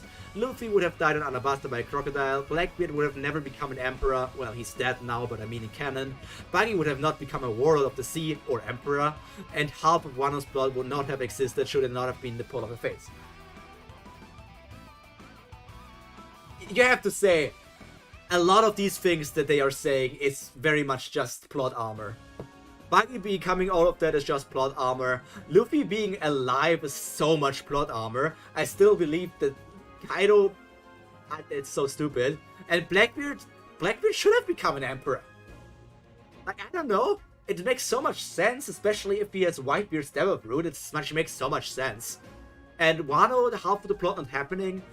Yeah, Wano is just a bit of a mess with the time travel plot, and then other things with the Kurozumi and Blackbeard, not Blackbeard, and Kaido, and then the Scabbards, all these things. Wano was a mess. And Wano could have gone on for like 100 longer chapters, but somehow it had to stop. In each and every decisive battle by the Straw Hats, it is not often their combined strength that defeats the antagonist, but rather the work of fate at work with impossible situations. Luffy's victory at Dressrosa was not only his strength at 4th gear, but rather a part in the large scheme of things, including Law's fatal blow towards the Doflamingo's organs. Which also makes... yes, Law did hit a fatal hit on Doflamingo, but I still feel like it's weird that I feel like Luffy growing as strong as he did in Wano was very weird. Like Luffy being able to fight against Katakuri, but having problems with Doflamingo makes me question if Doflamingo is stronger than Katakuri. Is Doflamingo stronger than Katakuri, or are they equals? And then what would you say? What would you say? Sabo recover as well as their final as I've said, impossible situations. I know that sooner or later asteroids will arrive in Whole Cake Island. I thought I do not know what the will of D has with fate. I do know that I don't want to be on the opposing end of fate. Fate warps the reality of how things should be into how things turn out to be. And the only way to fight back against such an impossible force would be to get a counter ability, luck. Throwing a dice without any tricks whatsoever should give me a 1/6 chance for landing on one number. But with the manipulation of luck, anything is a go-go. The greatest thing to note there is that the manipulation of luck is not messing with the dice to give a specific number, nor is it messing with the wind to turn the dice. The manipulation of luck only affects me, and by doing so, the user of the fruit can literally break rules set by possibility, giving the ability to defy and break apart fate. After all, what use is fate if everything goes my way? Yet the luck fruit is just stupidly overpowered. I saw Doflamingo laughed once he saw Gear 4. I saw Duffy is hella smart, he didn't expect Gear 4. I mean, did you see Gear 4? Let me pull out this picture. Gear 4 without Haki.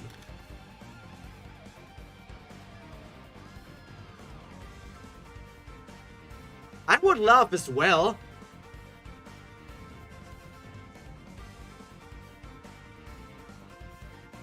Look at this guy. And before you ask me, that's not how he looks. The black armor and Haki.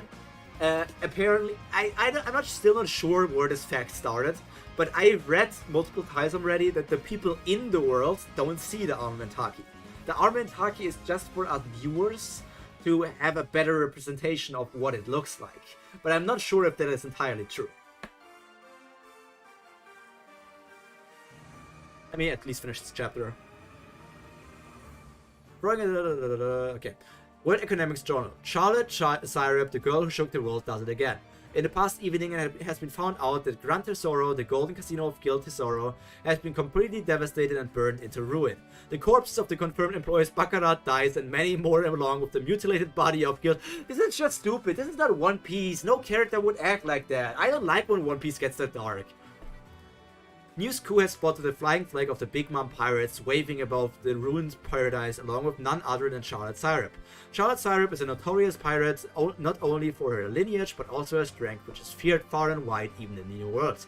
It is highly speculated that it was her that has laid waste to the once paradise and robbed the place of its great wealth.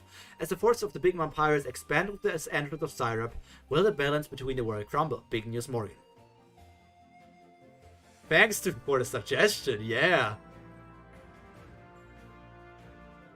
Apparently they haven't even watched the film before that. Yeah, sure. Katakuri saw Luffy as his equal once he fought him for a while and kind of took one too many punches and fell. Katakuri only lost because he literally punctured himself. Luffy wouldn't have held a chance against Katakuri if Katakuri didn't attack himself.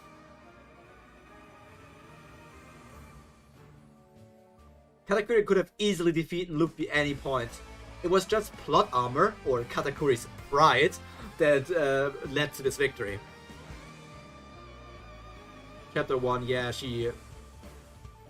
It's yes, I wish to be able to consume it. Guy, chuck those balls. Oh, that's why the chapter is called Chuck Those Balls, because the god said chuck those balls.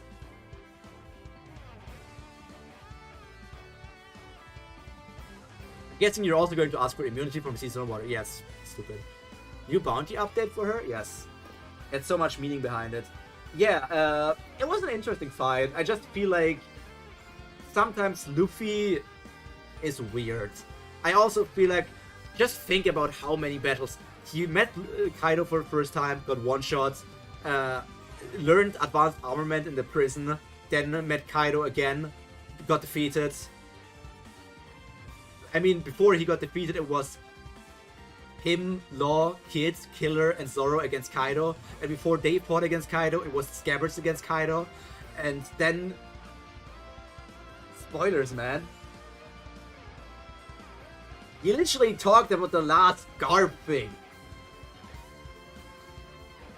And I made this thing is... I made this thing assuming that it's just for people reading that are already caught up with One Piece. If you get spoiled, that's your mistake. I'm literally talking on my channel about stuff that happens in current One Piece chapters. That's also why I'm very happy that Maria is alive. So, what is the... Then after the people left, Luffy was 1v1 against Kaido and he lost against him once again. And then he got thrown off the island, flew up again with our boy Momonosuke. While at the time he was unconscious and was flying up, Yamato was fighting against Kaido. Then Luffy was back up there again, fought against Kaido again. Learned how to use Conquerors on his attacks, but he lost again. And then he suddenly awakened the Stellar Fruit and became the Sun God. And was also very close to losing against Kaido again, but very barely won against him. After all these things, so I am on the side of things that I want to say, if Kaido was at 100% power right now, and Luffy was at 100% power, and they start to fight against each other, 1 versus 1, once again, I still would bet my money on Kaido.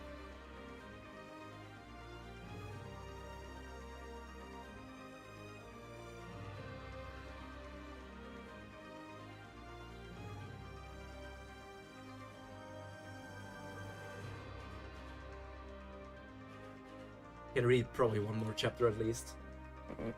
Me again, hello. You pear flambe. Now I'm getting recipes from the... It is a shorter chapter. Okay, I ran. I don't like Kaido much. Kaido was a big missed opportunity. He should have been more fleshed out. He should have been way more fleshed out. Kaido, all the way until the fight against Luffy, he was this big mystery, and we all thought, what is his big reason why he wants to do this with, why does he want to be the Pirate King? Why is he doing this to Wano? And it just doesn't make sense.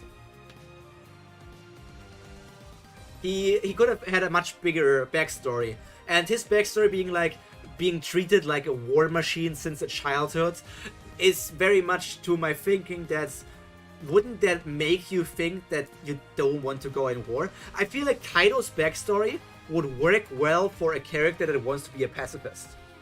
He was raised as a person, a child, that is only there for war, only for battle, only for killing and murder.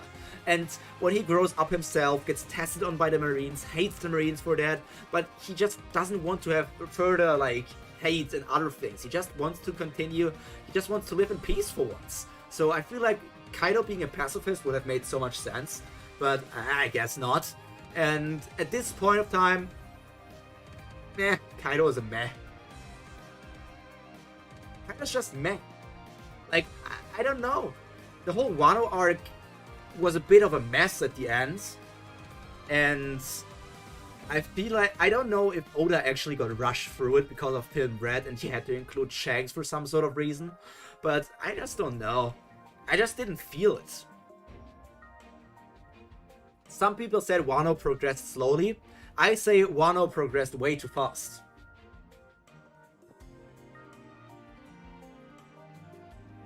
Ever since becoming a Sweet Commander, I decided to change the way I dress. It wasn't like I had anything against the things I wore before, but it was that now I didn't need to care about anyone's remarks or opinions. I outclassed or was equal to anyone in the Big Mom Pirates except Mama, and informally brother of Pyro Sparrow. That meant I could wear anything I wanted. I put on a thick white hoodie with cat ears, cute, that's 2 sizes bigger than mine. My arms never made it past the sleeve. I would need to either pull it up or take it off in a serious fight. On the back the word Child Syrup was there in thick black in case anyone didn't get the message. I got myself tight black shorts that would remain hidden under my hoodie. Overall it made me look like I had just got out of bed, which was true most of the time. When I take my training and lessons seriously, I was also a very lazy girl. I slept most of the time, I took naps when I can, and I like cute things too. While this movie would get a fit over my dressing as how I'm not fashionable and whatnot, now she can make me change. As far as I know, I am much more huggable now as well. In a random note, I need to rewatch Vagabond? You mean Vinland Saga? Yamato was also a weird ending. Yeah, I mean, I get why Yamato shouldn't go with the story or something, but I just felt like it was also very weird. Yes, I am planning to do both. I'm planning to do both stories I have on my list. One last thing to the Moria being alive thing. I was 100% sure that Moria is dead. I was so fucking sure that Moria is dead. And my guess was that Avalu Pizarro would have eaten Moria's devil fruit because he's like this mad king or something. This mad conqueror king or so. And then a mad king having an army of zombies would have been such a good ability. I mean, the island fruit is interesting, but I don't know what we're gonna do with that. I don't even know what guy would favorite new devil fruit.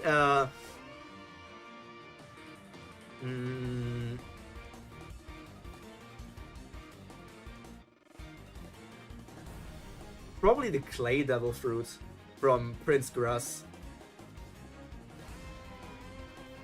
Probably that one. I don't know. Most other of them feel pretty weird.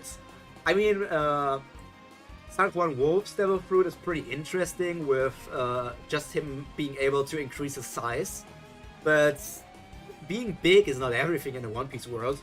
Then the Boost devil fruit, I don't really know how that one is going to work because we never saw Vasco Shot do anything. Maybe Vasco Shot has some sort of like drunken martial arts, like, you know, the drunken fist stuff, you know, from Rock Lee or from Bruce Lee in the real world. Then the Island fruit, I have no idea what that one is going to do. The Whip fruit, Pinky. And the Clay fruit, yeah, that one is interesting because he makes those golems. Zoro's gonna enjoy his devil fruit? Which one do you mean? Oh, you mean the from Vasco Shot? Yeah, Zoro's also an alcoholic. I left behind my numerous collections of knives and utensils for a simpler combination, a Tachi and a Tanto. I had a small sheath for the Tanto on my left hip and the longer sheath strapped on my back diagonally. I know I can narrow to run and hold the Tachi in place when I run, the nutritional place, but I would have my arms free when I run. The main reason of why I did so was because I found I could summon them inside my kitchen using my devil fruit. The devil fruit of this character is also just a weird bullshit OP devil fruit. Other than that, I saw no reason to continue using my own. Besides, my swordsmanship is nothing to laugh at either. I could easily beat any other sword user in the Big Mom Pirates in a sword fight. Yes, because the Big Mom Pirates don't have a good sword fighter. I know Luffy must have trained his ass off during those 2 years, but I'm willing to bet that I trained just as hard as he did, if not more. Actually, scratch that, I didn't suffer as much as he did. Instead, I trained smart. Would Luffy even do a 2-year time skip if Ace didn't die? Would Luffy do a 2-year time skip without Ace's death? He still got separated from his crew, but I feel like they would have... I feel like afterwards they would have just met up again. Because Luffy sent the message to everybody that they would only meet in 2 years' time after Ace's death. and then he just left like the island. But without Ace's staff, I don't know if Luffy would think the same. He needs to get stronger, but will Luffy think like that? I guess it depends on if Jinbei and Rayleigh talk it into him, but it really depends on how much they talk it into him, and they really should talk it into him, because if they don't, Destroyers are just going to die in Fishman Island. They wouldn't even be able to beat Hordy Jones. Maybe they would barely make it past Hordy Jones, but they would die in... they would for sure die in Punk Hazard. Without a time skip, they would die there, yeah. Hordy in itself was a joke. With all of the drugs, he was a bit of a threat, but still, that Luffy had the entire truth of blood transfusion was a bit too much for my liking. But 3 time skip Luffy would for sure have problems with him. I know. Instead, I trained smart. I knew exactly what areas I was lacking in and what areas I needed to grow, and that was what I did. Ditching my knives and other tools, I picked up the blade and sought after a very specific date. Using the wide information network of Big Mom, which I now had access to as a sweet commander, I happened across a spar between Rayleigh and Mihawk. Okay. I didn't make my presence known, but I sat on the sidelines and observed the entire fight and used Mimic on them. My understanding of the sword might not be as ingrained in my muscles as they are, but every trick and skill they showed are now mine. Yes, because they also have perfect, meaning racism is a joke, yeah. Another ability of this character, they have perfect mimicry, perfect copy. And now they just copied. Why the hell would Mihawk spar against Rayleigh? Unless the theory is true that Mihawk is the son of Rayleigh, but I'm not sure. There's also the theory now that Mihawk is Zoro's father, but nobody knows. The second most serious thing after a sword was the use of my devil fruits. Both my old Kitchen-no-Mi as well as the newly acquired Yuki-no-Mi and the Luck fruit. After the Battle of Marineford, I had gone to extensive lengths to test out the limits of the devil fruits. When I had come across its awakening, not only is the cube much larger, more effective and less stamina costing, but now I can create and destroy matter within a cube. Testing it on various Pyro crews across the New World, only advanced armament Haki could barely resist being turned into dust in an instant. Only advanced armament could resist for seconds, for an instant. Fucking stupid. They wouldn't, yeah. Especially the second devil fruit. The only reason why I could see Rayleigh fight Mihawk is really if they had some sort of family connection. But I don't know.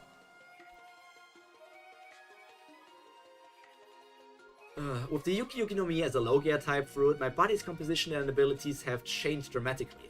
Using mimicry on Big Bro Katakuri once again, I came to steal his abilities one by one, even compacting snow just like the way he did with his mochi, and then covering it with advanced haki like he did to match his strength, to a degree. Being a Logia, I could already create and manipulate snow so that it was helpful as well. Unfortunately, I wasn't able to awaken my Yuki-no-Mi just yet. I know exactly what a Logia awakening is capable of, and I've done correctly. It can be extremely powerful and potent. For one, a Logia awakening can permanently change the climate of an area, which is what happened at Punk Hazard in canon between the fights of the admirals. But noticing how the side is snow and on ice, fire and on magma, the effect is useless for my fruits. Should it awaken in that way, I can probably make the breeze a little bit cooler, but that's it. No, that's not true. The side from Aokiji is very much frozen, and the side from Akainu is very much magma. That's just wrong.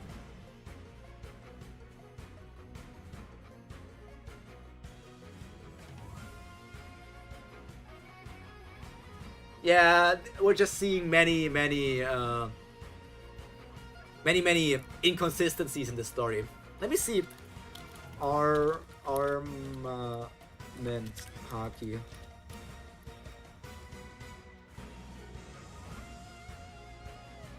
Armament Haki. An advanced level, which was introduced in chapter 937, which was... Okay, that's 3 years ago. That's 4 years ago. It's not 20... That's 4 years ago. It's 4 years ago, so they should know what advanced armament haki is. For over 3 years?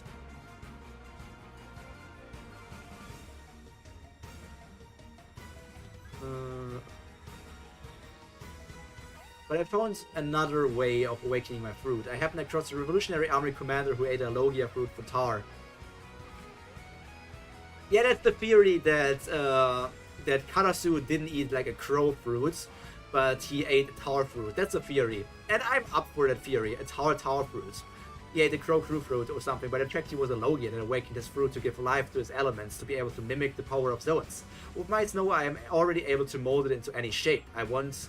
Imbuing life to it will be so awesome.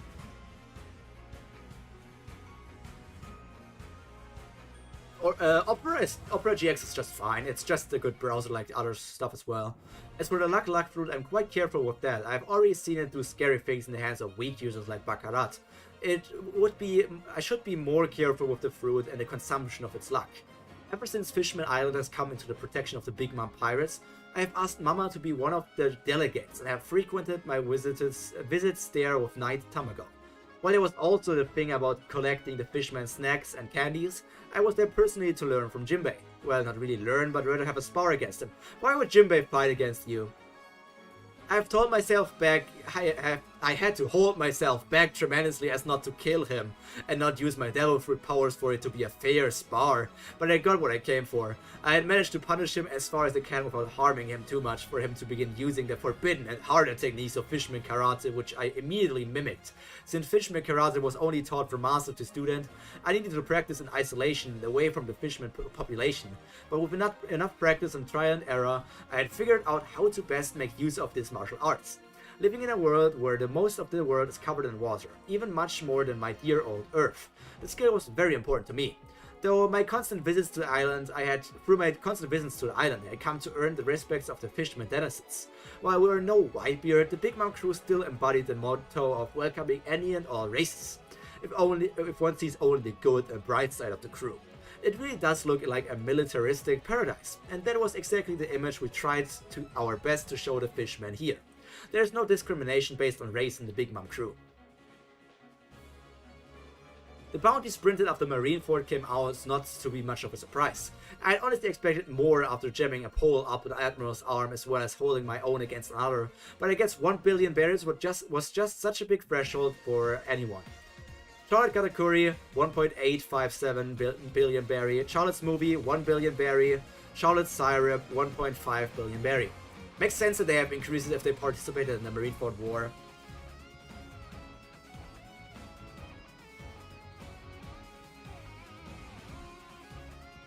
I will answer this idea later, yeah.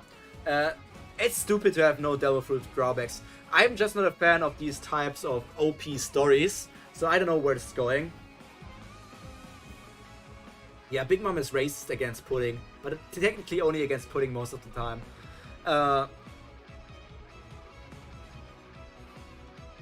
Well, I think I can say that I was officially with the big leagues now with my bounty. Well, personally I felt like I deserved more with my strength, but this was enough for now. Having a large bounty would only attract more trouble, and having over a billion berry bounty would dissuade most bounty hunters from annoying me anyway. Point of view, Charlotte Blampé. As the youngest member of the Big Mom Pirates, I normally don't have things I'm jealous of due to my normal cuteness. Almost all of my big brothers have chosen me as their favorite little sister. Of course, there were a few votes that were in my favor, but I still had over half of the votes. For all my life, I thought this was enough. I was loved by my brothers and sisters and taken care of. I had a position in the crew and a family I can lean back on. But it seems like the problem was where it all started after all. Mother, our own mother. All the Charlotte children knew this from birth, but like many things, we tended to ignore them until it was too late. I for one am not late, but I know what will happen. The same fate that has come to many of the Charlotte children. All of us children know that Mama doesn't view us as children as a mother should. She views us as tools, pets, chess pieces. Should she actually know how to play chess instead of creating those chess soldiers just for their looks? Ever since Sis Lola ran away from the crew to escape the marriage with Prince Loki, I had a feeling that something like that might happen one day. The same has happened to many of my sisters who became engaged to different crews around the New Worlds, strengthening the Big Mom Pirates. Heck, I heard news that one of us might end up having to marry into the Fishman. Yuck, no offense. But the question is, what about me? The truth is, I already know the answer. As much as I have talent with a blowgun, I am useless in the crew. In Mama's eyes, I am nothing more than a disposable piece, unlike Brule Ne. I'm not as witty as she is to add value to the crew. I don't have an exotic devil fruit like Pudding for special cases, nor am I a fighter like Smoothie or Syrup. To become a force or to be reckoned with, even in the New World, all I am is a useless and disposable daughter. A young and cute one at that too. But all that appearance does is probably puts me higher on the list of mamas next to Mary off the crew list. So what do I need to do? Should I get myself an exotic utility type devil fruit so mama will keep me for showing off my ability? Should I run away from the crew like Lola did? No, I mustn't do that. Lola might have not known the consequences of her actions, but I'm fully aware of what would happen should I leave, and the number of dead bodies Mama could leave behind in her rampage. So what must I do? I must find a way to tie myself to the crew. Ever since then, I've tried to tie myself to Mama. I couldn't be the fanatic loyalist that Brother Pyro is, nor the single beacon of strength and trust that our perfect brother Katakuri is. Nor can I be the most trusted chess piece of Mama like Sis Syrup. I needed to humiliate myself to earn Mama's attention. So I became her pet, her little doll suspended in the air by her thick hands holding and controlling the strings. Her little pet daughter that will smile and laugh at everything she says and agree. Her little fragile pet that loves her mother more than anyone or anything. That was who I needed to become. Mama's favorite little pet who she still not give away. Because Mama gives away tools, not pets.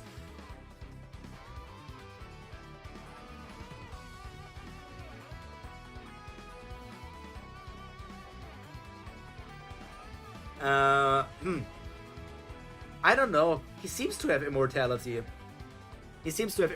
But I'm not sure.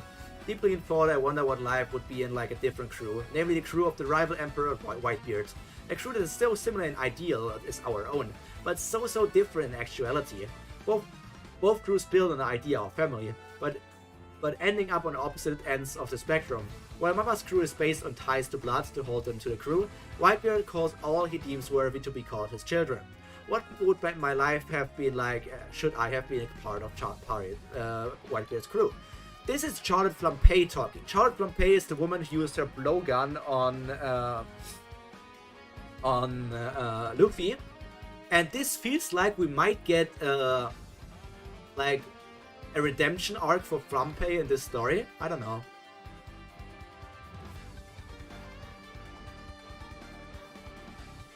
This already shows that the author is like not like only an average or below average story writer. I'm sorry if you hear this random author, but it's so generic. I feel like this story is the story is generic. The OP-ness is not done well in my opinion. And what I'm reading here, I've had this One Piece fanfic idea which sounds interesting. So far, all of the fics I've read fall into the following categories. Somehow blood related to or sworn brother to Luffy, heavily related to Destroyers and follow their journey, Whitebeards and also very emotional. They used to be fun and I read so many of them that I now am just bored of reading the same storylines over and over. So I came up with an idea for what to write after this fic is completed. What if the MC is born as a word noble? No powers, no gifts, no anything, but prior knowledge that she is known in the One Piece world. I think it would be fun to write about the conflicting moralities of what is acceptable as a word noble, as well as how she was in the last world. Of course, I can't forget action as well. Can't have a random author fiction without the MC getting OP one way or another. Yeah, they are just writing OP stories. I don't know.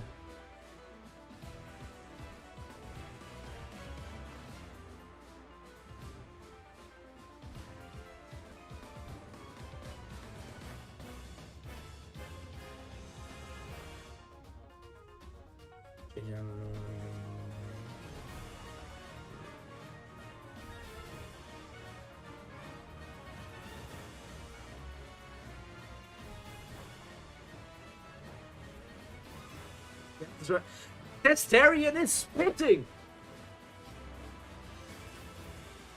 Well, Doflamingo is somebody who got knocked out. They probably mean a guy that actually lives on the islands.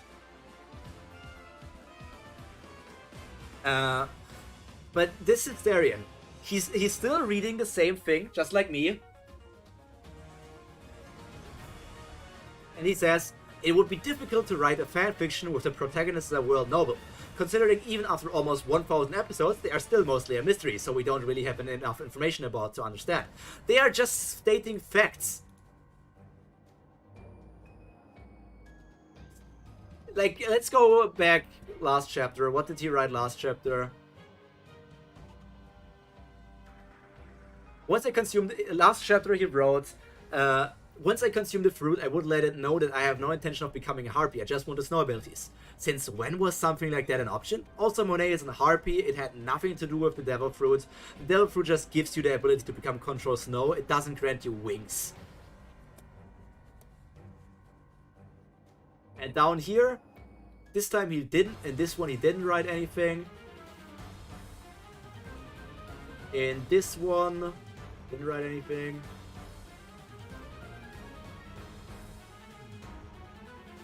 In this one, he wrote something. Ace, geez, Cyrep, you've always been this way and always overdoing it. What's with the familiarity? They've known each other for 1 week 2 years ago. The fuck does he mean always? I'm on chapter 23 now.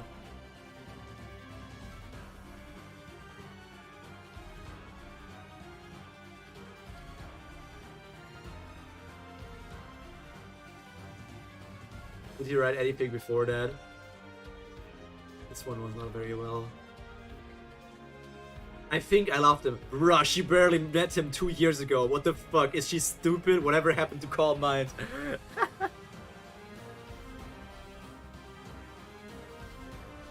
There's just the first. There's nothing. Omake. I don't know, his PP almost got hard. Innocent isn't the word I would use. Hysteria. He's 12 and Ace is 18. Yeah, it's fucking weird. Ace is a pedo. What the fuck? She's 12. This isn't gonna turn into some stupid romance between little girl and Ace story, is it? I mean, come on. There's no way Ace would be willing to date her if he knew what a monster she is.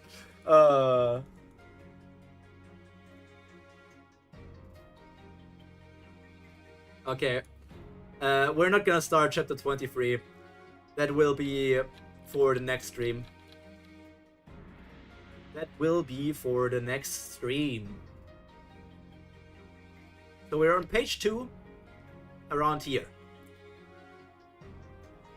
Just thinking about this means we're gonna have the Dressrosa arc. I don't know why she would go to Dressrosa, but she's going to Dressrosa, and then we have the Whole Cake arc, and then she's probably gonna fight. This is the last arc where she's just going to fight against Big Mom or something. And then we're gonna have some sort of other bullshit, alternate ending. I don't fucking know. We will see. Yeah, Sanji and Germa. Because she is the twin sister of Charlotte Pudding, so that means that she will be there for the marriage of Charlotte Pudding. She has 3 devil fruits now. Oh yeah, fix the bingo.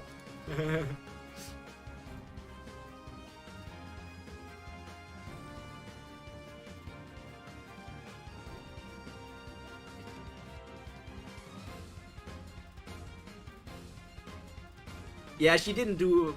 I mean, she hasn't defeated Katakuri just yet, but she should be very much capable of defeating Katakuri. You could argue that the knife that she made for herself is Meito, but we don't know that. This one didn't happen. Yeah, sadly, those things didn't happen yet.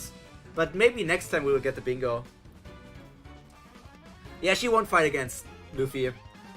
I don't know. The problem is that this Katakuri is probably stronger than the Kettle Katakuri because he was fighting against her like for years and years, and because she is pretty strong, Katakuri should have also grown stronger. Meito is just any sort of a rank. You know?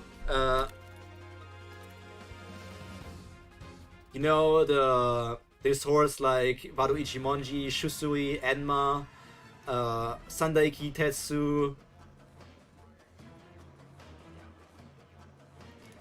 like she didn't get a thing that is rated a Mato, but maybe she probably made a Mato herself or something.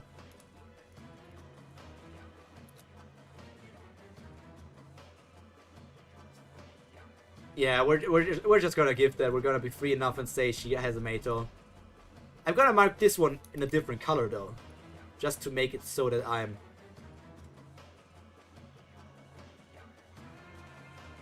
want a different color, please, please, different. I guess if I mark it multiple times, that also. Let's mark it in blue. Man, I'm only here for the bingo. I would have easily gotten bingo if instead of some stuff like D&D reference, I put in like Pyro is screaming about the continuity, and then other stuff like oh, stupid OP character getting tapioca pudding, right? Yeah, for sure. Pudding is 16. Be careful what you say.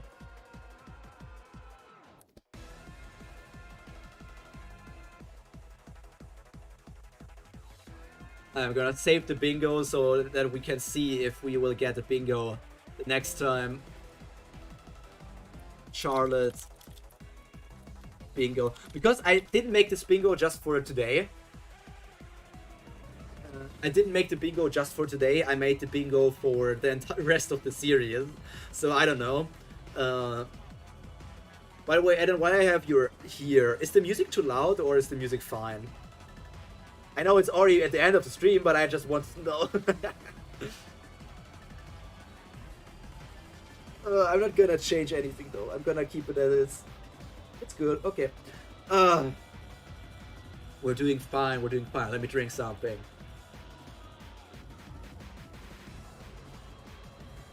I'm getting more... a tad bit less loud. You mean it's too loud?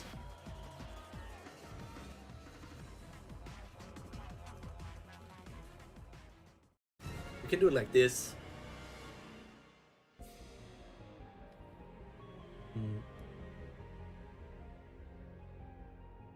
This should be fine. Okay, that works fine. So I have music settings now. Woo, baby! So now for the Tower of God stream, which is the actual important stream of the week, I will actually have background music. And I feel like I'm getting used to streaming a tad like a bit longer, because the last few times I had like a headache at the end of the stream, and now I'm still exhausted, but I'm still working fine. Soundboard? No, I just have a YouTube tab open. I just have a YouTube tab open with Fire Emblem OST.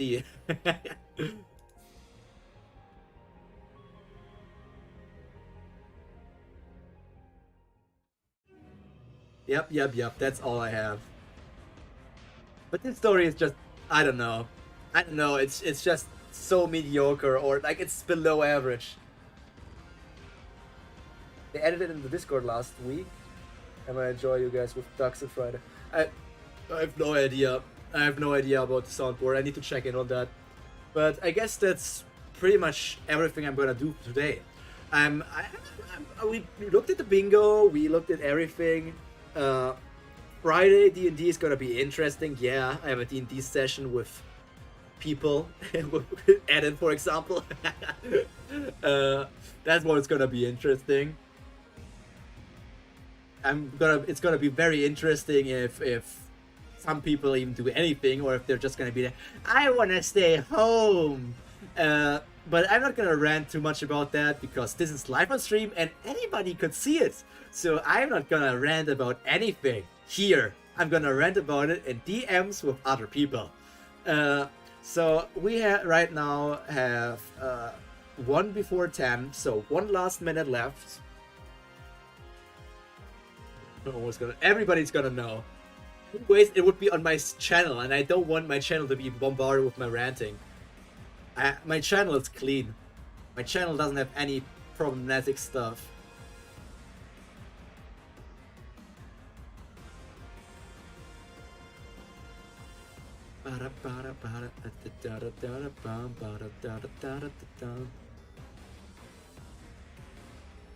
that's it. Okay, they didn't read the flipping notes. I mean, Benjamin I can forgive, because Benjamin was still interested, and he talked a bit sometimes when we asked him stuff and what else. But as I said, I'm gonna go in DMs with you if you want to talk about that, you idiots. So now it's 10 p.m. So I'm just gonna spam my newest YouTube video that just came out.